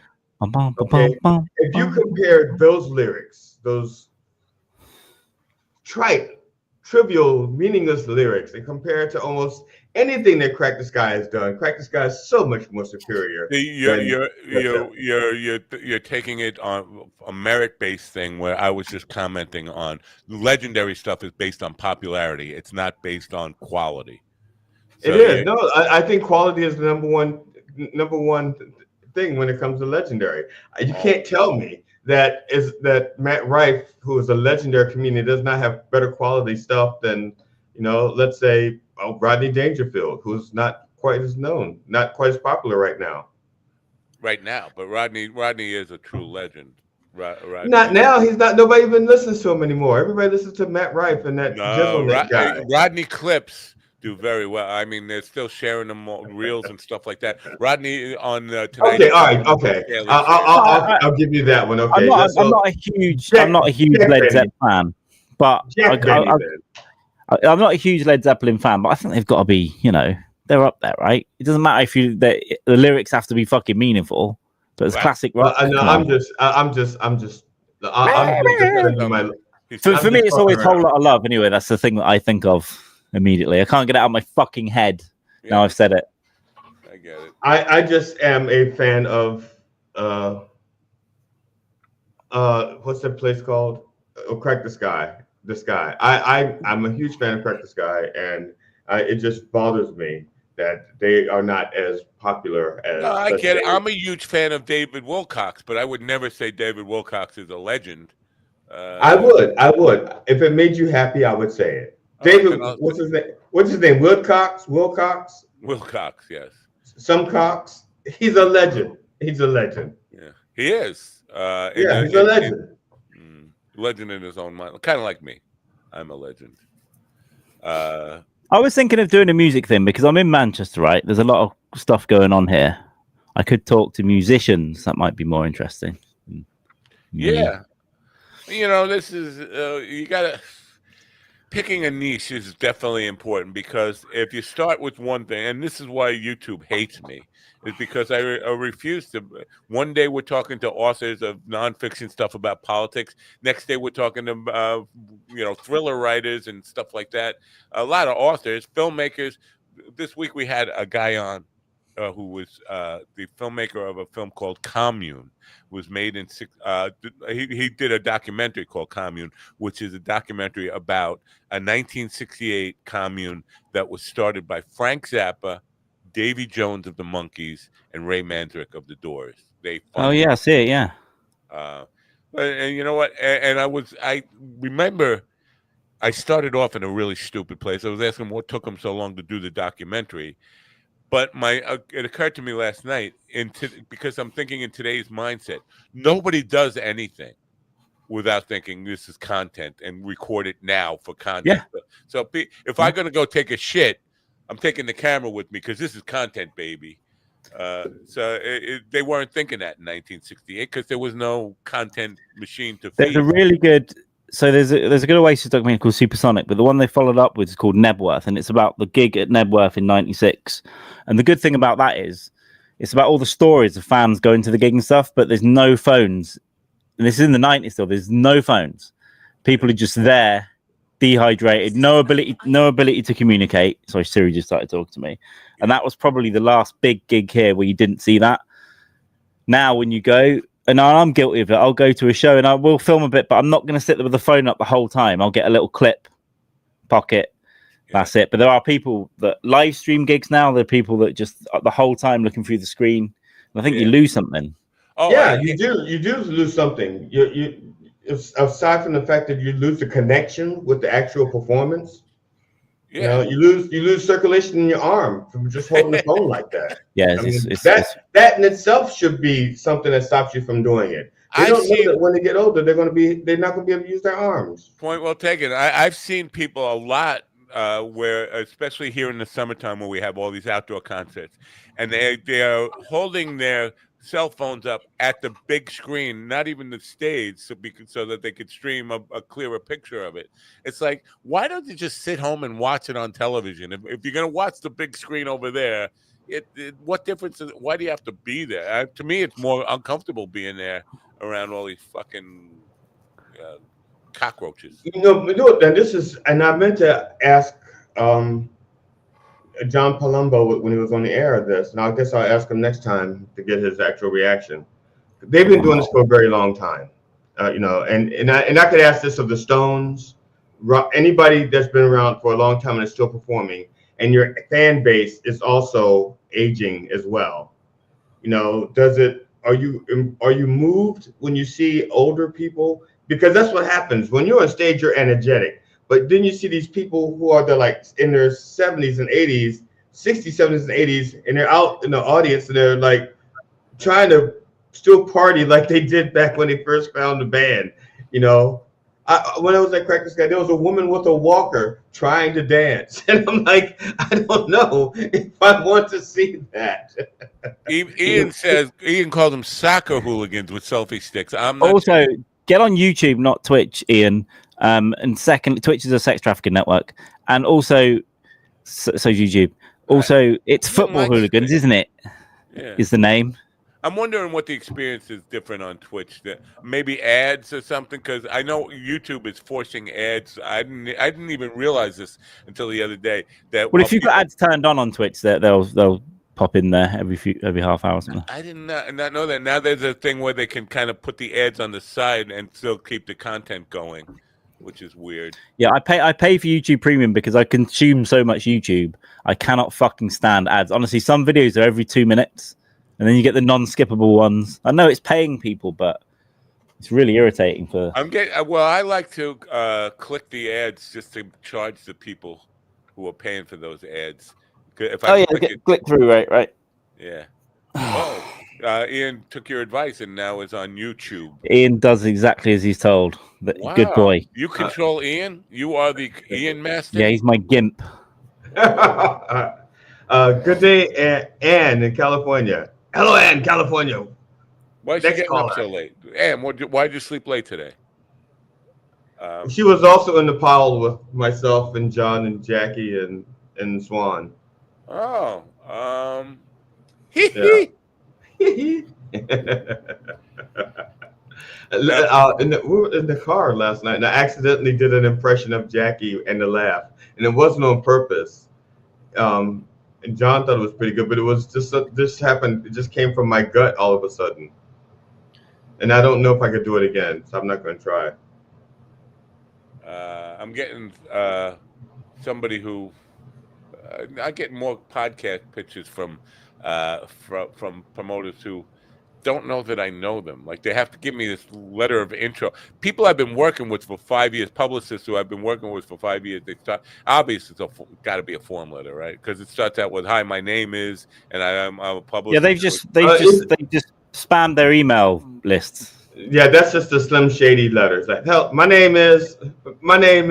Yeah. I want to listen to that album, that '99 album. Yeah. The second one, I think you did. Did he give up? Is he done? No, he's still back, right? I have no idea. I've never heard. The only thing I've ever heard of is that my name is, and I never heard the whole song. The first two albums are pretty good. I haven't listened to them in fucking years. He was doing diss tracks a couple of years ago, and I think he did an album. I think. Who was he dissing in his diss tracks? Because I don't know. I don't know. Some other hip hop guy. I'm out the fucking loop. Matt, you never heard "You Lose Yourself"? Come on, you said you only heard "My Name Is." You never heard "Lose Yourself"? Come on, I don't know what that is. Honestly, I don't know what that is. Yo, you only get one shot, one opportunity. You don't know that one? That's from The Godfather, right? That's from Goodfellas. Kind of. Stan's a great tune. Dropping bombs already. He's got stains on his shirt. His mom's. Look at Mind Dogs, the Eminem. Obama said that, right? I heard Obama say that. Yeah. No, Eminem. Listen, as far as the hip hop genre goes, I think Eminem is the Elvis of hip hop. He's the fat guy with peanut butter and bananas on the toilet. No, he's a white guy who appropriated black music and made it fucking. Yeah, but he gets a lot of respect from black hip hop artists, right? Yeah. He's not like he's just. Well, Elvis got a lot of respect from black rock and rollers too. He did. But you could also say that about the Beastie Boys, right? I mean, they were white Jewish kids who, you would not expect to do hip hop, and they. And that, by the way, that's probably how I even first heard hip hop was the Beastie Boys. My brother used to listen to them. Yeah, with the fucking VW badges, right? Don't they have like a punk element to? I like the only. Beastie well, they Boys started off. I think they started off with the punk element, and like all elements, there's an entire periodic table, and they, moved on from some of the inert things that they were doing onto rap. There's a great series, selection of series on Netflix about the beginnings of hip hop and where it started in New York and all the battles between the different regions and stuff. It's really interesting. I haven't published it because I just thought there would be no interest in it from the people who fucking tune into my YouTube channel. And a history of hip hop. It's narrated by an AI voice, which is going to turn people off, and I really want to try to stop that. But if I use my own clone voice, I sound like me with a dildo up my ass or something. Why don't you just pay someone on Fiverr, like a female or something? I considered doing that, but you know what? Every time I work with Fiverr people, it starts out like, yeah, my rate is $20 for the first 30 words. Okay, but it turns out to be 400. Oh, that's why it's gonna be $500. That's why I only do it with 5 or 6 because you get a better rate the more you have. 5 or 6, maybe 7. Yeah. The more, the better. 5, 6, 7, 8. Everybody, and if you have to go to the doctors, I think we should all have a moment of prayer for her, because she says it's an unnecessary doctor appointment, but she's got to go anyway because it's unnecessary. I hope it's not a finger up the arse, Anne. All right, have a nice time at the doctor. Well, hope it's not serious. I don't want to share the details of this, but I am pretty certain death is getting ready to claim me, and my wife doesn't even know because I'm certain she would make me go to the doctor if she found out what symptoms I'm experiencing. Go to the doctor. Why? Don't see. This is the thought I'm having. Cancer takes too long to kill people and the reason cancer takes too long to go people. Sometimes not. Sometimes it's 6 weeks. Well, that's preferable. Yeah. Who the hell wants to? Because if you go, you're going to go. They're going to treat it, and they're going to keep you alive. But you're still suffering. They just keep you alive longer, and you still have. Yeah, my dad. Plenty of people go into remission though. My dad got rid of his cancer with an operation. It was a pretty gnarly operation, but he's been clear for like 20 years now. Yeah, I'm wondering. The treatment's good. Yeah, if you catch things early, they can be treated, if not cured. if you don't catch them at all. Now, look, I understand, Matt, you've been around for a long time. The problem is you're saying that death will claim you, and I don't think even death wants to claim you. I mean, Do you think not about it. realize that Would you are the main recipient, the beneficiary in my will? Do you not realize that everything goes to GD when I'm gone? First of all, you know how I know that is not true? Your wife would not come willingly. No, she would definitely not come willingly. Yeah, I'll come to your funeral though when you go. I'll come over. I'm not sure I want a funeral. I think I'm not sure that I wouldn't like to be like have my ashes just like put in a rocket.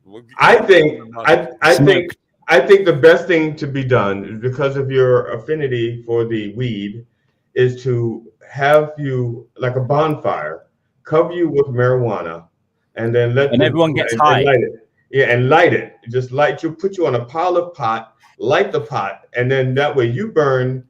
And while you're burning, once you're done, the chickens and the cats can eat you, and then you return to nature. You're just a big joint. Somebody, I'm not going to say his name, because you get mad at me if I say his name. A friend who also knows that he's wanted to go visit Jackie to get some free weed, and knows that the last time Jackie gave me free weed, I came home with a shopping bag full of like a 5-gallon drum, gallon drum of pot. A shopping bag, like a big paper shopping bag, but it was a big paper. He said, "Oh, now we know Jackie's in Michigan. Why don't we go to his house and steal all his weed?"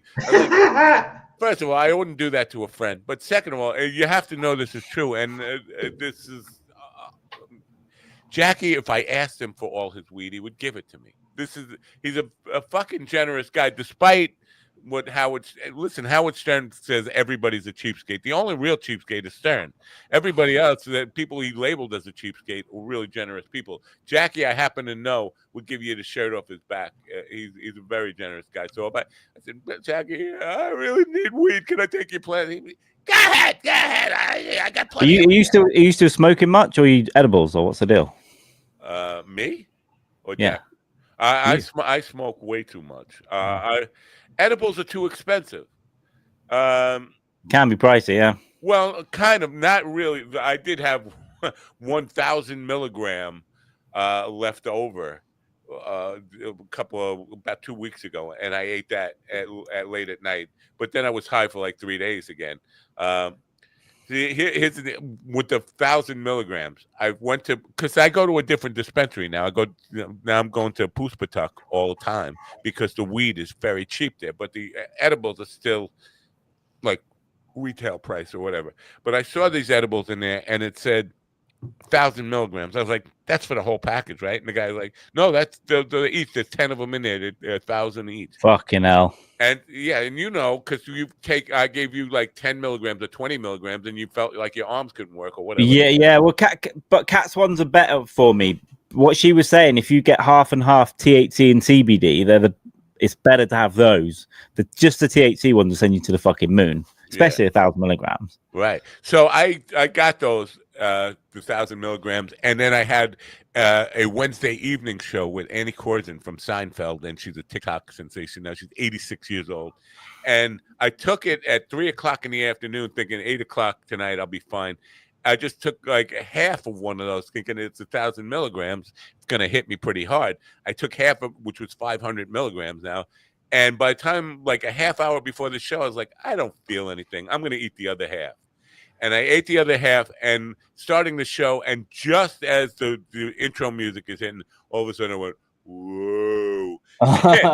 And then she was in. I said, Annie, I got to confess something to you. I ate 1,000 milligrams of this stuff. And she said, are you high right now? I was like, not just a little high. I'm like on planet fucking stoner head. But so the 1,000 milligrams. And this is the trick with edibles. You never know, because sometimes you could take them and nothing happens, and nothing ever does happen. And then you take just a little bit more, and all of a sudden it hits you like a fucking brick wall. Yeah, if that's because the first one is working. It just hasn't worked yet. You follow it with the second one, and then it all happens at once. Same with booze. They have to. Now, my wife made that mistake. She wouldn't listen to me. But then again, that's just a wife thing, okay? I think. Yeah. And also, Amen. it's a her thing. She doesn't listen to me anyway. Even if we weren't married, she wouldn't listen to me.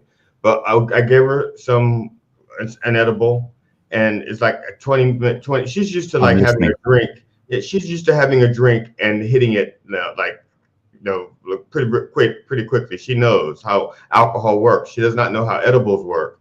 And so I said, wait. And plus she had a few drinks already. She had some vodka. And I said, just wait. And she goes, no, I don't feel anything. And I'm taking this. No, don't do it. And she took another one. And next thing you know, she's like nauseous. She's throwing up in the cat litter box. she's just awful. There is alcohol drinks that have cannabis in them. No, she was just drinking. No, it was just a separate thing. Her usual drink. It was is vodka with tea or vodka with bubbly. I think it's called bubbly.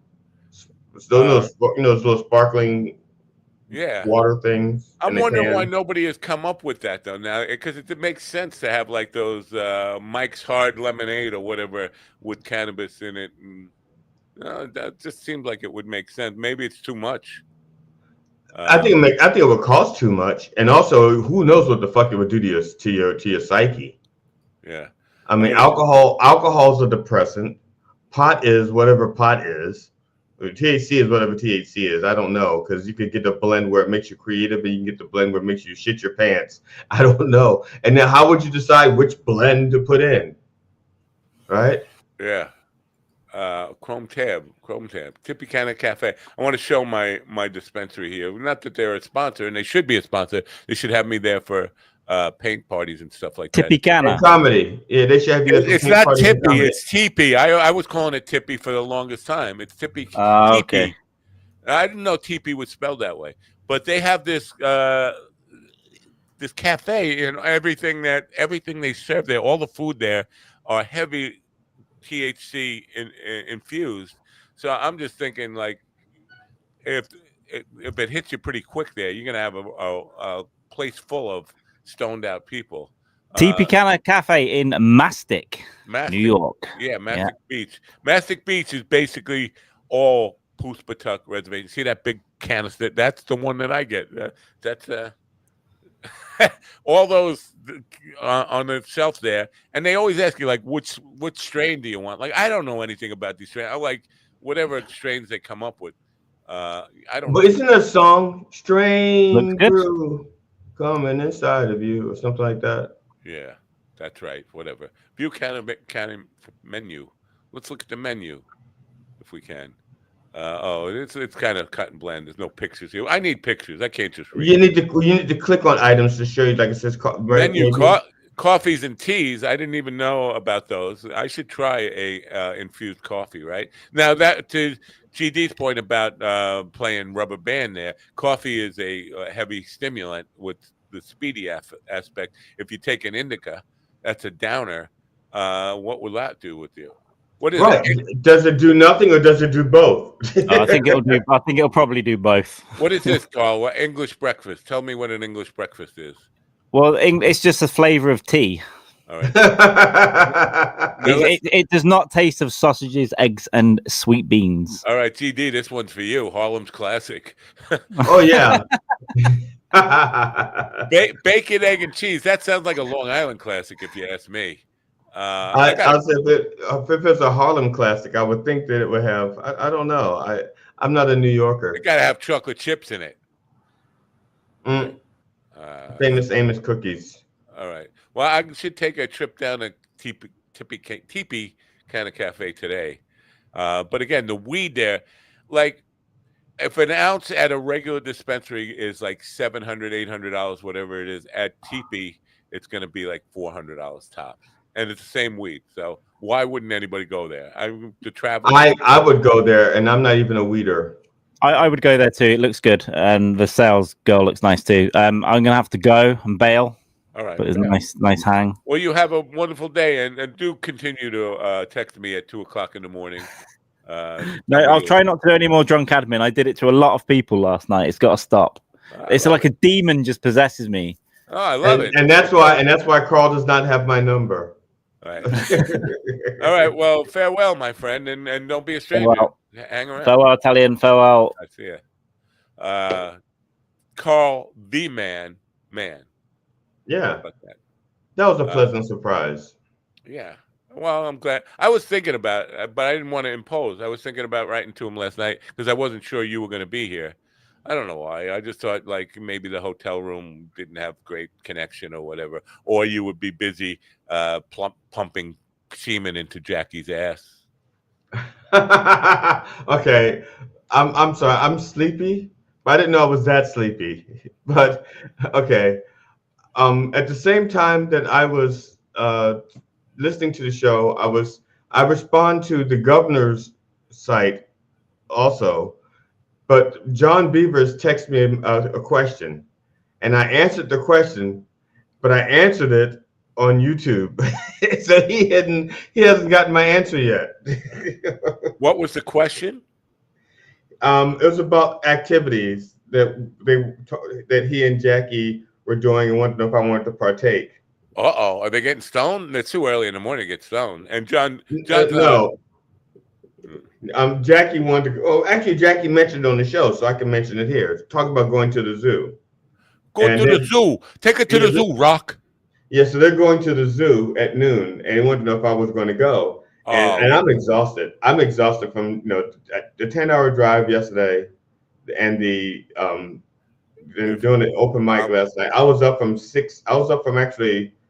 I left at 6. So I was up from 4:00 yesterday morning until 2:00 this morning. So that's 22 hours. You have time to grab a 45-minute nap if you leave right now. I'd be very disappointed because I would hope that you would go to the zoo and get some video to share on Monday of your outing with Jackie and the Beeve Man at the zoo. All right, let me tell them. Let me go. Let me see how I'll go. All right, let me. Take a nap. Take a nap. You can take a nap. It's not till noon, right? Matt says that I should go. This wasn't the worst show ever, by the way. Matt says that I should go. So, hit me up when you're ready. Hit me up. Hit me down. Hit me with your rhythm stick. Click, click, click. So I wonder if I had gone, if I were there, would I be invited to the zoo? You know, I love zoos. I don't know if you know this about me, but zoos are my thing, man. I love zoos. I feel like connected to the animal kingdom in a lot of ways because I don't know if you know this about me, but I'm a dog. Anyway, I love zoos. I've been to all the major zoos in North America. I haven't been to the one in Grand Rapids, obviously. I've been to San Diego Zoo. I've been to Colorado, Washington, D.C., of course, the Bronx Zoo in New York, several zoos in Florida. Now see, I'm not a zoo person. I'm really not a zoo person. I feel bad for the animals that are like in pins and bins and cages and stuff. And I've done, and I can't interact with them, which also I like hands-on. I like to interact. I like to touch stuff. So I like preserves where you can go in and like I got the thrill of my lifetime. I got to play with a rhinoceros. I got to bathe a rhinoceros. Give a rhinoceros a bath. That is like so fucking awesome. You get to.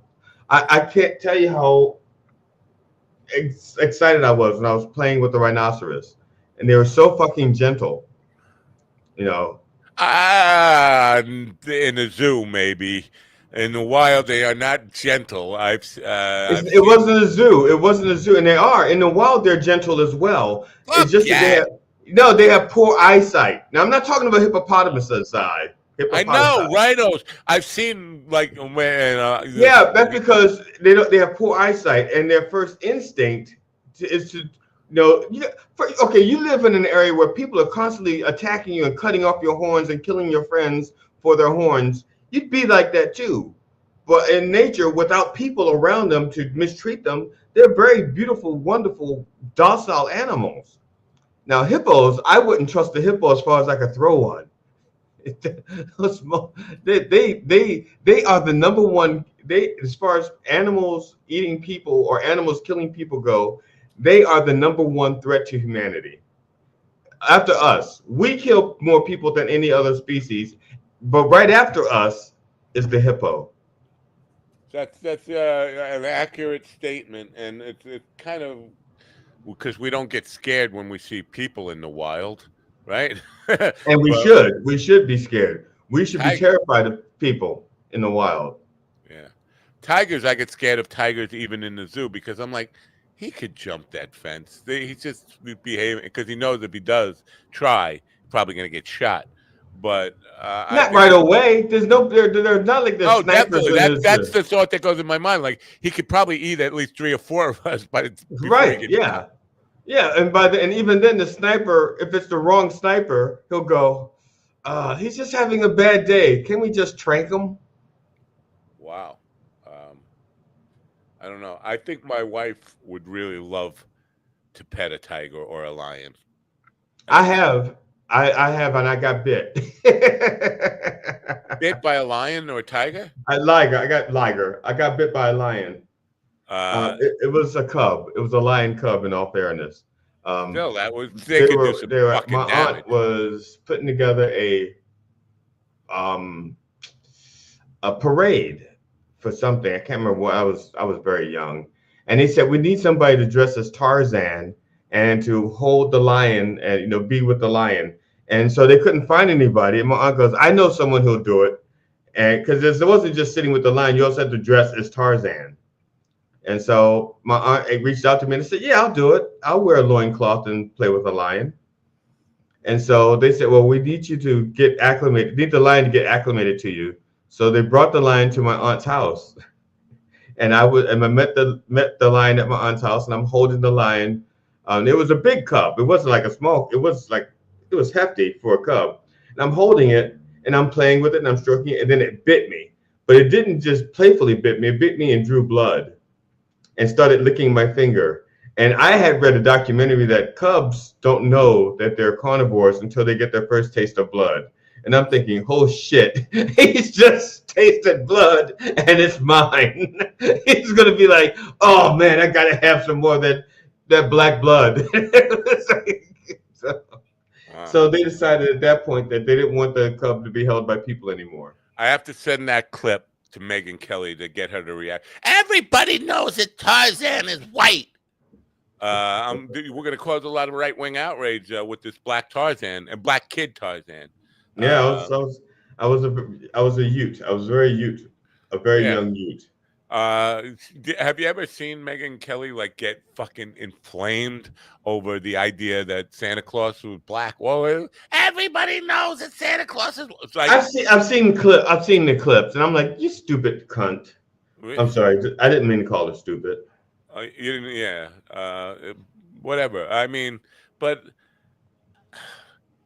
you might as well just do your show with a fucking white hood on every night. But the idea that why can't Santa Claus be any fucking race? I mean, why can't if kids want to believe it's the same, Santa Claus is the same race as him? I mean, it's a fucking made up thing. It's in. Right. Is the Easter Bunny white? Because I think the Easter Bunny could be a black bunny, it could be a brown bunny, it could be red bunny. Why does it even have to be a fucking Easter bunny? It's imaginary. Why can't it be an Easter hare? Or possum. Yeah, Easter possum. Yeah. But yeah, to see her lose her shit over an Easter sloth, but it just takes all year to deliver any candy. Yeah. Trying to understand the outrage here. Now, going into, because we are running out of time. We're not running out of time, but I'm running out of time. And GD's got to go take a nap so he can go to the zoo. Trump wants to ban guns from trans people. Yeah, I saw that. Because that is so fucking stupid. That is like the equivalent of, let's say I'm going to make up a company. Let's say you have a self-driving car company, Tesla, and 1% of the vehicles kill people. That's like saying you're going to ban all Teslas because 1% of the Teslas kill people. Right? They're saying 1%. It's less than 1% of mass shooters are transgendered people. So they want to deny the transgender people the the right to, the constitutional right to own a gun. Meanwhile, Tesla can still put self-driving cars that kill people on the road, and they're not even constitutionally protected. Right. Just for the record, since 2019, there have been 4 mass shootings done by trans people. There have been 4,912 done by non-trans people. Wouldn't you think if you're going to ban guns because of mass shootings, you would It'd be start the with white ones, the white people, or just start with the 4,000, whatever. I mean, but the other part of it, how do you enforce? How do you enforce that? Like, you go to a gun shop, you have your gun license or permit or whatever it is, and I don't know even what you need for like a shotgun. I don't think you need a license for a shotgun. You could just go to Walmart and buy a shotgun, right? But how do you enforce that? They go into the store and you say, "Well, drop your drawers. You want to buy a gun? Drop your drawers. Let me see what you got down there." I mean, how do you enforce it? It's just bizarre. It doesn't make any sense to me at all. I'm all for gun control. I'm not saying gun grabs, and I'm not saying permit people, restrict people from getting guns. But I think number one, you should prove that, like I brought this up with a relative I had who went to court to prove he was insane. To get psychiatric disability from the government. He went to prove that he had psychiatric disability, and the same day was able to buy enough weapons to hold his small town at bay, police departments with the guns and stuff. So we're okay with crazy people who went to court to prove they were crazy, having all the guns they want. But if he's still got a dick and is keeping his dick, or isn't keeping his dick, he's getting rid of his dick to have a vagina. That's no good. We got to take his guns away now. That's a line we can't cross. So whatever it is. Now watch, I will get shot by a trans person today, and that will be the end of it. I don't think so. There's such a small percentage. You'd have to, the odds are you being. You'd have a better odds of winning the Powerball than being shot by a transgender person. I just made that number up. I just made that stat up. I have no fucking idea. You don't know how many trannies I hang out with after the show. I mean, as soon as I say goodbye, as soon as I say turn on your radio or whatever I say, I could just go get on the bus to go to tranny orgy. Transylvania. Transylvania. Transylvania. What is the Duke Ellington song? Pardon me, boy. Is that the Transylvania choo-choo? No. But there's Pennsylvania something 5 now, or Transylvania. Oh yeah, Transylvania 6 5,000. Yeah, that's what it is. Whatever. Mets $75 million star could block harsh roster move. Report. $75 million. So somebody getting paid $75 million and not letting, how does that work? Anyway, well, who cares? The idea, this is the Mets fans. Yeah. Still think that they're somehow going to be in the playoffs and make this World Series run. They're just delusional. Have they been mathematically eliminated yet? No. Okay, then I can see them being hopeful and delusional. Yeah. I mean, there's still people who vote for Trump who think that he's a decent person. They have why not be hopeful about the Mets? I think they are much less toxic than Trump. So I would be I'm happy for Mets supporters to still be optimistic. Yeah. It's just you know what, I know the Mets. I've been following them since 1962, and they're not. I know the Mets. The Mets are a good friend of mine, and you are no Met. I wouldn't say they're a good friend of mine. Yeah, but and you are no Met. Well, but even if you are a Met, you're not going to the World Series. You should get your golf clubs out now. Is what I'm saying. Get your fishing poles ready. When you're a Met all the way, and you should shoot yourself because you've got no hope to ever make it in playoffs this year. In case anybody is keeping score here, the Mets have not won the World Series since 1986. It's 39 years, and they will continue that streak at least till 40. At least till 40. And When was the last time the Texas Rangers won a World Series? I don't know. See? And there are people who still support them. Have they ever won? Probably not. I don't know. I picked the Texas Rangers because I didn't think they'd won a World Series, but I have no idea. I don't know enough about baseball to make an intelligent guess. Let alone I can't make an intelligent guess. The best I can do is ignorant. And they have had some pretty high-paid people. Was Oral Hershiser a Texas Ranger? Wow. The Texas Rangers won their first World Series championship in 2023, just 2 years ago. Shit. Defeating the Arizona Diamondbacks. See, that's how little we know about baseball. Yeah, I just said I don't know anything about baseball. So there. And now that you mention it, I kind of remember that now. Because was that the year when people saying they were cheating, or was that the Astros they said cheated the year before? That was the Astros. I think was like 6 years ago. And the cheating scandal, Astros cheating scandal. Let me see that.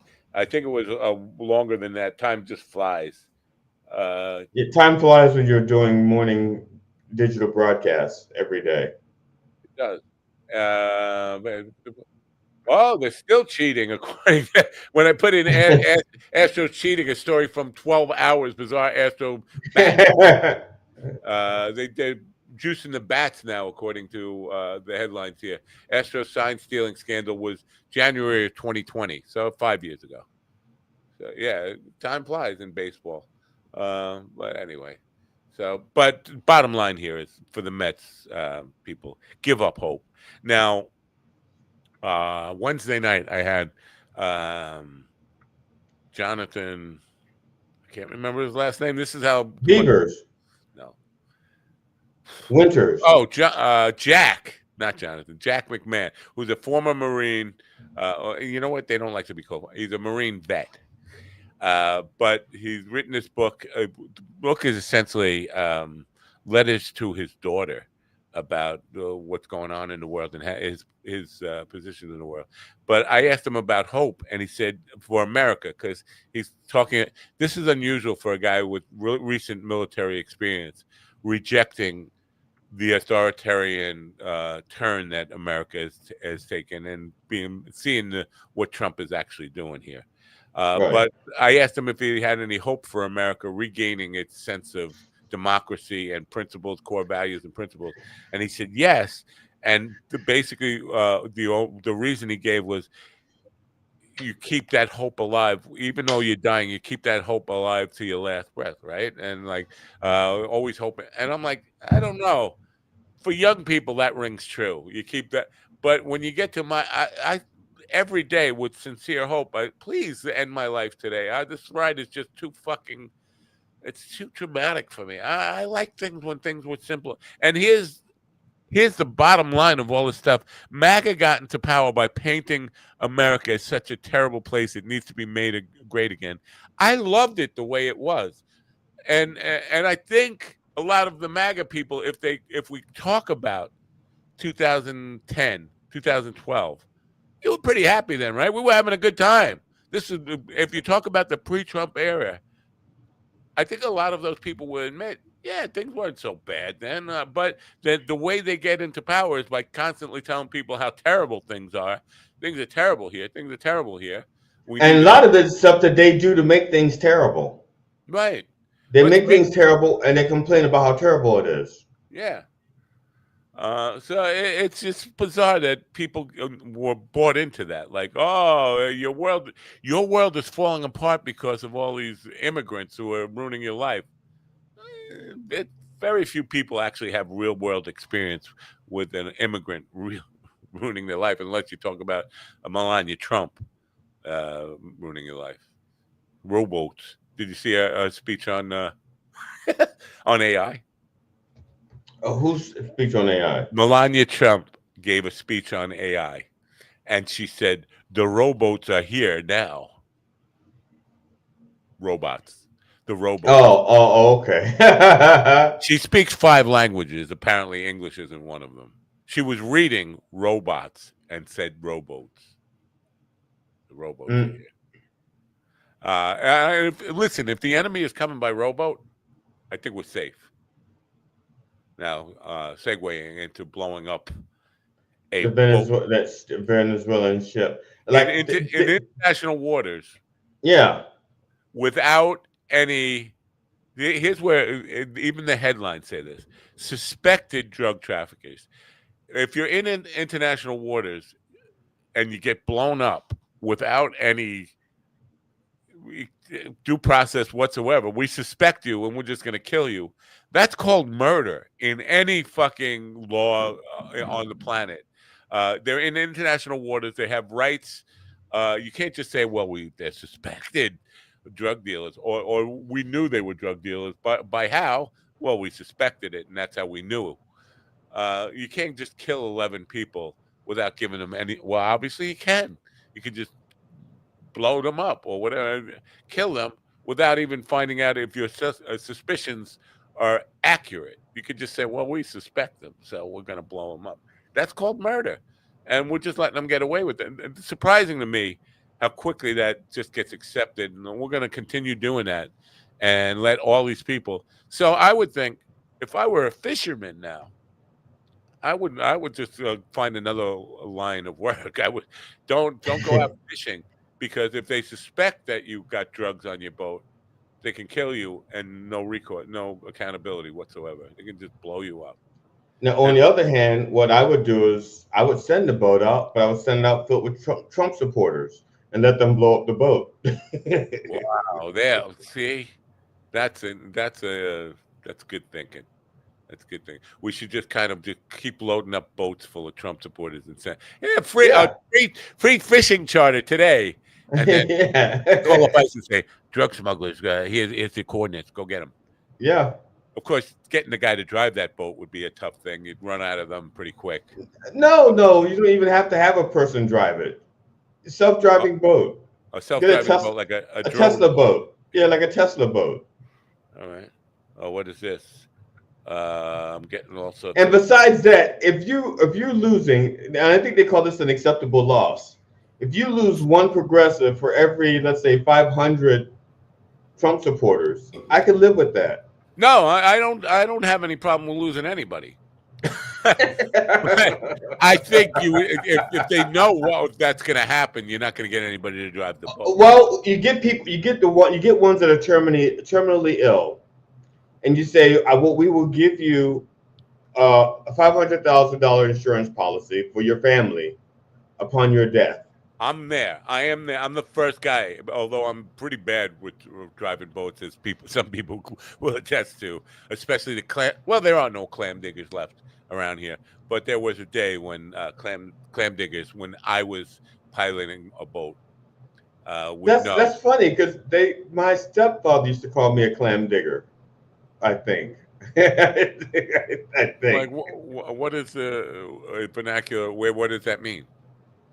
I think he was calling me a digger. I'm not sure. Clam digger. Yeah, I'm not sure. It was so long ago. I was like 11 years old. I would play my Jackie Mace clam bit right now, but people don't find it funny. I could just see Blind Mike tearing me apart for the Jackie Mace clam bit. You know the Jackie Mace clam bit? I don't know. Once you do it, I'll probably remember it. Well, I had clamshells. This is like 1988 or something. I had this public access television show at the time. And I don't know, somebody said, you can make a puppet out of that. So what I did was I painted eyes on my fingers and I had them on the top of the shell. And I put a beard on it. And then I did Jackie Mason's voice for some reason, because it was the only voice I could do. Yeah, the only thing you could do, yeah. Jackie Mace clam. And did like a bunch of really bad shtick jokes, like, "Hey baby, you want to see my muscles?" and that kind of stuff. I'm a pissed clam, not a pissed clam. Not a pissed clam. I'm pissed clam. I'm steamed. When it comes to chowder, I can't get into it. One stupid clam joke after another. Yeah. It would be great for Mike to can't get into it.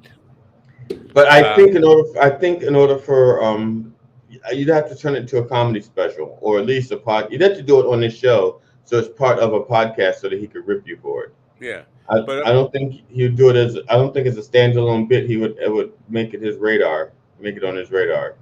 yeah. Well, the three fans that I still have of that stupid thing, they keep telling me, "Oh, you got to bring that back. That was great." But I think the other 8 billion people on the planet think it's the stupidest shit ever, and that's the reason not to attempt to bring it back at all. But it wasn't great. It was you liked it. Say that the three people who were out there, and I think probably all of them are on their deathbed at this point. That's one of the pitfalls of cutting out of everybody who, like all my ex-Trumper friends that I've cut out of my life. Mm-hmm.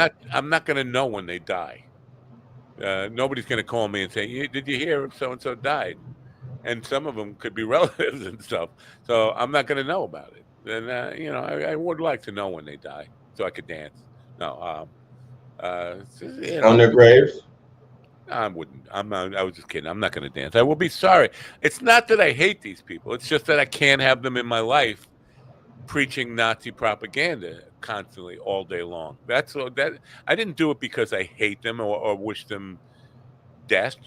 Even though I just joked about wishing them death, but I don't. I don't wish bad things on them. I just can't have them in my life, and they can't understand that. Like, why wouldn't you love to hear me talking about all the Fourth Reich as much as I can all day long? You don't love getting phone calls from me saying Michelle Obama has a dick. Michelle Obama has a dick. No, I don't. Like, I think that's stupid. Thank you.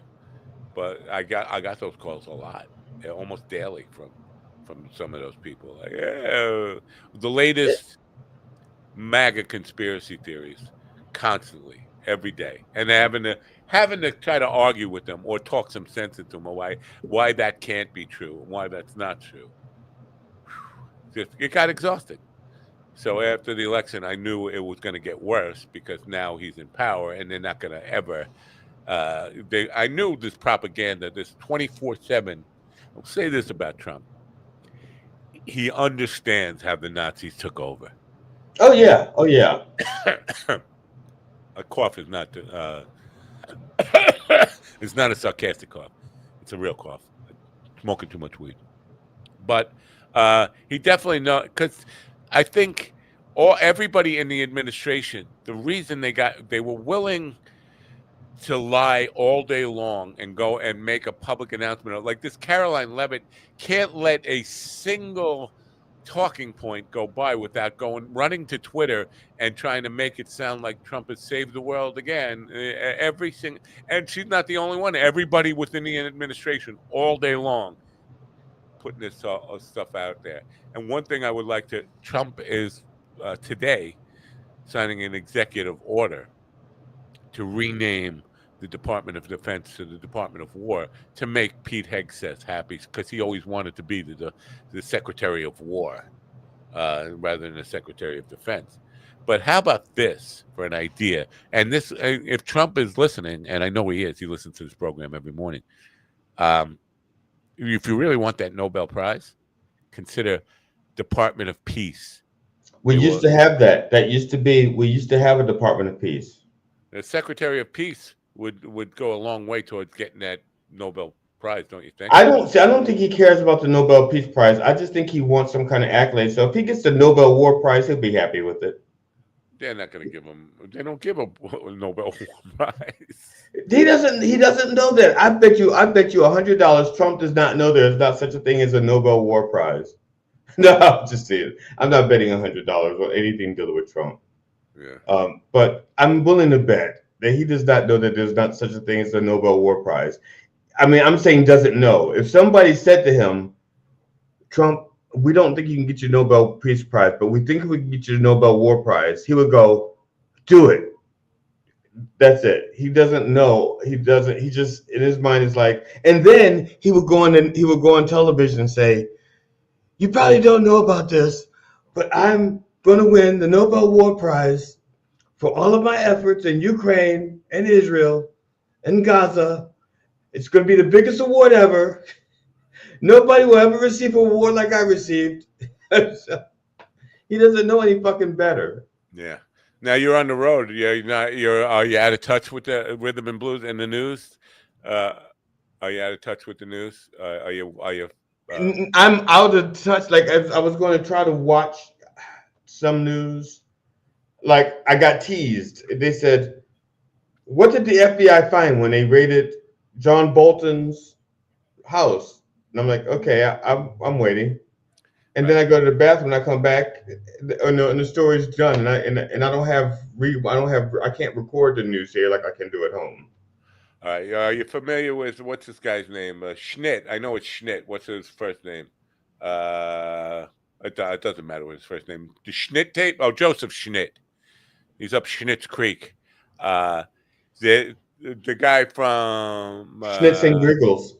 Schnitzing Griggles. Yeah. No, the guy from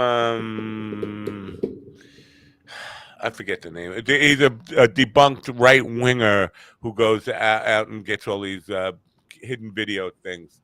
I forget James something. James Carvel. Project Veritas. That guy, the guy who's been debunked on everything. He got this hidden videotape, which is uncharacteristic because he's a right winger, and usually every time he comes out with one of these things, it is pro-Trump, it's pro-right wing stuff. He came out with one of a hidden video of this Joseph Schnitt guy, who is the assistant deputy. He's a deputy DOJ deputy chief. That's his title. All right. And in the video, he is saying that he was instructed, and they are redacting all the Republican names from the Epstein files while highlighting all of the Democrat names. And people, because it was the Project Veritas guy, they were like, well, you can't trust this guy. But it's been confirmed and verified over and over again that this tape is legitimate. This guy is legitimate. So he's saying the Epstein files, they have gone out of their way to redact all of the high-profile Republican names and just to highlight and push towards the top all the Democrat names. And so the rumor is that Pam Bondi is going to resign over the release of that tape. She's going to resign this weekend, according to the rumor mill. Now, if you know anything about Pam Bondi, you know this. She's watched videotapes of old men raping young girls and said to herself, I'll help cover this up. She's not resigning over. Right. She's not resigning over this. No way. There's somebody with those kind of scruples who said, oh, sure, they raped young girls. I'll help cover that up. She has no sense of right and wrong, none whatsoever. She's a team player, and she's gonna do her best to lie about this and stuff. But I think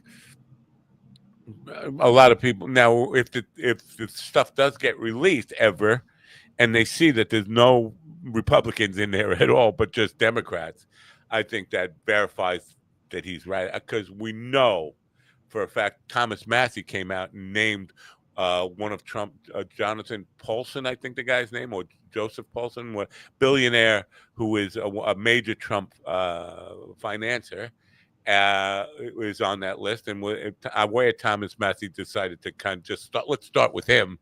But he's all over the Republican. He funds almost all the Republicans in government today, and he's very high on the list. If he's not in there, then we know this guy is absolutely on the up and up about this. I can't believe he hasn't been fired yet. That hasn't like you got quite. Why are you talking about this to some stranger over lunch in the first place with a pocket camera taping you? Because it was one of those hidden camera things. So that guy's got to be gone, right? Yeah. But we don't need the Epstein tapes, and this is the point that's really important. The Epstein files would be good if we get the honest, all of the dirt and all the information that they have, and including the videotapes if we have to. But we don't need that. We have the victims themselves telling you exactly what happened and they're coming out and saying this and naming names, and we have like Trump on tape admitting that he raped Eugene Carroll, and that according to him, she liked it. She thanked him for raping her. She was so impressed with the size of his finger. Well, yeah, well, that's yeah. So yeah, so whatever. It's just when the files do get released, if they ever do get released, it'll just be more fucking whitewashed bullshit. Who needs that? Well, I'll go with what the now women are saying, who were young girls at the time, and their best memories, and who was there, and what they did to them. That's what hopefully that comes out today. Now, Thomas Massey, let's be clear. Him and I probably don't see eye to eye on anything, but I have to give him his props for standing up to Trump, because it can't be easy to do, especially if you're in the Republican Party and you're from Kentucky and your seat is dependent on hardcore right-wing voters, to stand up to Trump. Good for him. Good for Marjorie Taylor Greene. I'm not saying I'm all doing a flip-flop on them and all of a sudden supporters of them, but I have to give them a modicum of respect for having the courage in this political climate to say, Trump is wrong on this. We need to release these files. We need to get to the bottom of this. We need to hear the testimony of the women. Good for them. So that's my final thought. I'm surprised and now people are drafting the Thomas Massey for president thing. I could never. No. Yeah, because he's for arming teachers. Have you ever? Do you remember high school? Anybody? Because some of the teachers I had, they're more dangerous than the students. You would not want, like Mr. Sleeth from Copeg High School. If that guy had a gun, nobody would go to school. Just knowing he had a gun. Well, I'm not going to that fucking school. And not only that, see, and I won't speak for you. I'll speak for a guy named Matt Napo who lives in New York.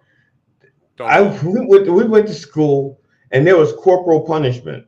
Okay, they beat us with paddles. Yeah. Do you not think that a small percentage of them would not have loved to pistol whipped us? Absolutely. Maybe shot off a toe to teach us a lesson. They don't need all 10 toes. They would be just fine without the baby toes. Yeah. They'll be just fine.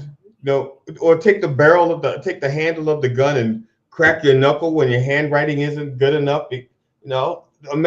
Fuck nuns. Not fuck nuns, but fuck nuns were bad enough, and they didn't have guns. You don't need nuns with guns with discipline problems. No, they don't need no. I got beat by a nun for wearing squeaky sneakers on a wax floor. Brand new sneakers. My sneakers were squeaking too much, and she decided to beat me with a yardstick over it. Like, I didn't pick out the sneakers. I didn't wax the floor. I'm just a fucking kid. I was 7 years old at the time, by the way, and she beat me pretty bad with this stick.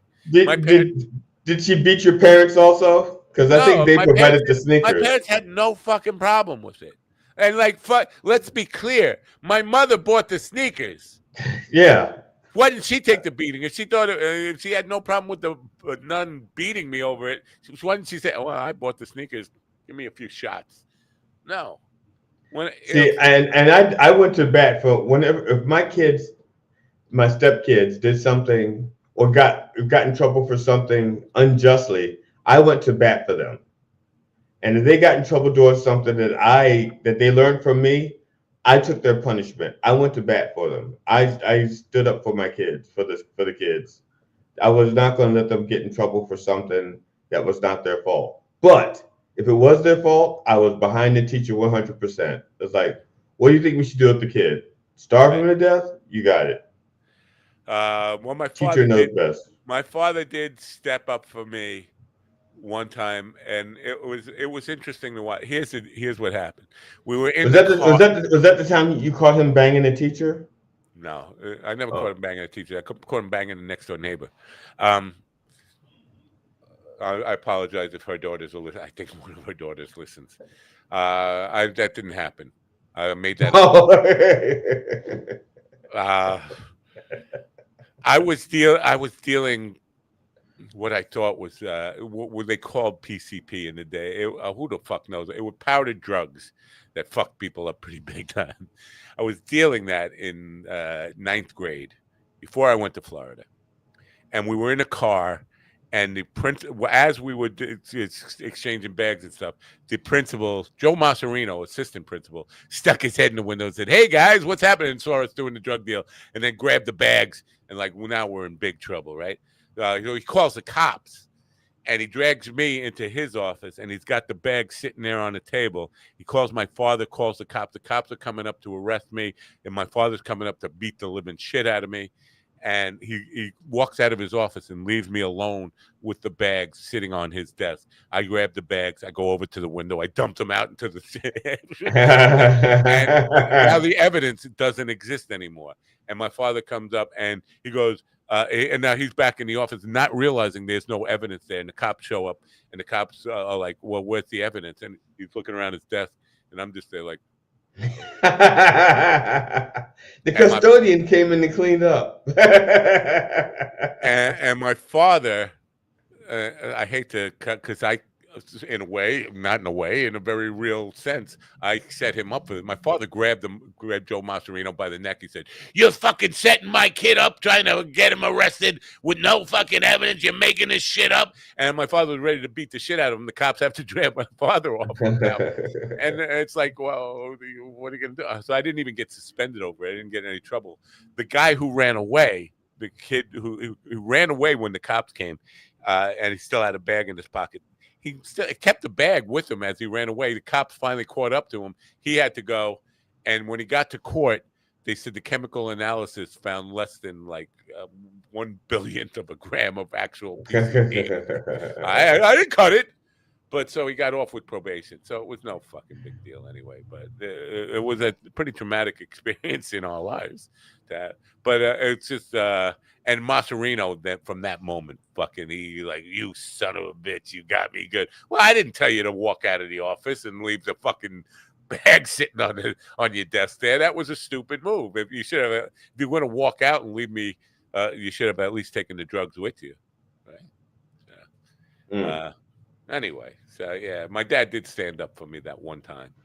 I'm gonna reach out to what's his face. What's his face? You got to get ready to go to the zoo. I can't go. I am tired. I am so fucking tired. I sent him a text saying, Matt says that I should go. Hit me up when you're ready. And he says, "You are your own man. Stop letting a white guy tell you what to do." So I responded, "Habit." And he responds, "That's what you call generational conditioning." And I respond, "That's required after genealogical shampooing." So if I can get some clarity here, if I were a black guy, you'd be going to the zoo right now? I think if you're a black guy, you would realize that I shouldn't go to the zoo. I'm just exhausted. I will take video of the other thing. All right. Well, here's your and you know beavers will take video. That's what I was going to say. Your responsibility is make sure Beavis doesn't fall down on the job here. Make him get some video, something to share on Monday morning. I'm sure you'll get some video from the Q&A stuff. Yeah. Right. Yeah. So I want something to play. Now we have guests coming on Monday. Next week is filled with guests. On Tuesday we have Dan Pasternak, who is. I don't know. Was he involved in the original Airplane movie? He's got a couple of screenings of classic movies that are coming up. I'm not sure if they're remakes or if he was involved in the original 80s movies, Airplane and whatever the other one is. I'll know better by Tuesday morning. I don't know. I'll pay attention. Anyway, all right. We'll let you go. Go take a nap, and I'll just finish up here and tell people what to do. Yeah, my plan is, because I have to charge my electric car, and so I don't know how long it's going to take up here. So my plan is to take my car down to the charging station and take a nap there while it charges. I probably figured it'd probably take an hour or two to charge fully. I don't know. I have no idea. I've never I done could it. never take a nap in a car unless I was driving. So you mean while you're driving, you take the nap? I have done that. And one time driving from New York to L.A., was somewhere in Texas. I was doing the full-on Chevy Chase thing from Vacation where he had his head back and snoring behind the wheel doing like 80 miles an hour. And I woke up to a semi-truck, and I looked at this truck was coming right at me. And I drove off into off the road into a gully. And I was like, I think I better go get a coffee. But sound asleep behind the wheel doing like, oh, God knows how fast, 80, 90 miles an hour in the wrong lane, head on. I was driving home. I had a good number of 6 screwdrivers and beer. I had a lot to drink. That was the evening I broke up with my ex-fiance, who was a model. Not a model citizen or model fiance. She was a model, actress model. And I was devastated, and I had so much to drink that night. And I was driving home from Baltimore to Columbia, Maryland, and I blacked out maybe 14 miles from my house, and I don't remember anything until I got home to park the car. And I'm thinking, and I was thinking, how did I get? I don't even know how I got home, but I made turns. I drove past, I avoided cars, obstacles, and I made it all the way home. Totally blacked out. I have no idea. Sounds like, did you see The Wolf of Wall Street? You remember that scene where he thinks he drove home perfectly and went to bed, and the cops wake him up, and he looks out, and his car is like, it's just like a totally wrecked. How does that happen? No, my car, and that's just it. My car, when I backed in, and the thing is, I went to back into my parking space. I didn't look to see if somebody was in my parking space. I just started to back in, and I backed into a van. And I went, "What the fuck?" And I looked, and that's what I was like, "Why is there a van in my parking space?" So I pull out and I park next to the van in his parking space, and then I doze off in the car, and I woke up to my cat, who was walking on the roof of my car. And I hear this dum, dum, dum across the top of my car, and I'm like, what the fuck is that? And then my cat sticks his head down in front of the windshield slowly. It scared the living shit out of me. It's fucking horror movie shit. Yeah. He stuck his head down and went, ew. I was like, fuck. Wow. And that was the last time I drank and drove. Just before we say goodbye here, why I feel like sharing this bit of information, because I just got some emails. Apparently, there are several people who, since the election, who I've cut out of my life, right-wingers, Trump supporters, who I still am on the administration of their social media accounts, their email lists, and all this stuff. And I just got an email about one of those, like. Don't they realize, because they were going around bad-mouthing me all over the place, don't they realize the damage I could do to them and their... Oh, I was about to say, you could just respond back and say, what the, post dirty pictures on it or something, they'll get their site closed down. Yeah, I mean... a dildo. You would think they'd be smart enough to take me off of the administration, maybe some of them don't know, for their website, social media, email lists, and all this stuff. You would think they'd have a clue that before I go fucking tearing him apart on social media, maybe I should take his access away. But no, there's several of them where I could just really fuck up their... I have access to all their clients and customers. I could just email them like the worst possible shit if I was such... I guess they're counting on the fact that I'm not that kind of a malicious asshole. I am and I would never give you that benefit of the doubt. Yeah, I know. Well, you're smarter than them. You're smarter than the average bear, which it turns out. Hey, boo-boo. Hey, boo-boo. I would never trust him with my picnic basket. Oh, so you are going to the zoo. All right. No. It's time to say goodbye. Everybody, So have all a of great, their family. Yeah. you have a great weekend. You try to get some footage tonight if you could, too. Of the, Yeah, I will. I'll get footage tonight. I hate to do this. It'll be on my phone.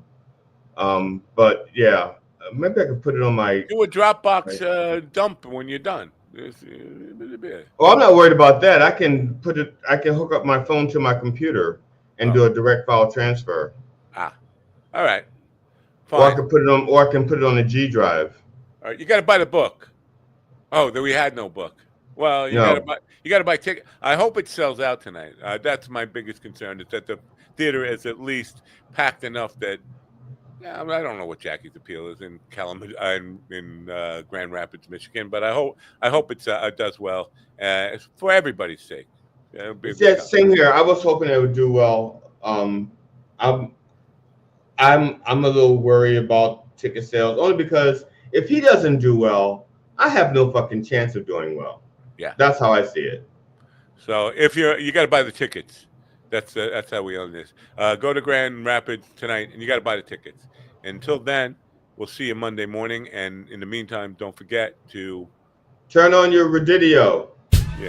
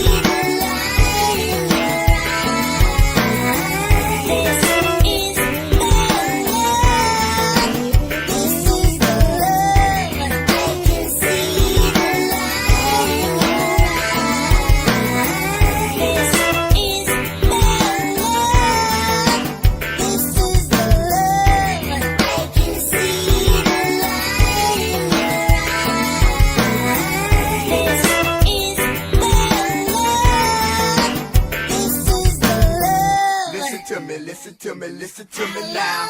Listen to me, listen to me, listen to me now. Listen to me, listen to me, listen to me now. Listen to me.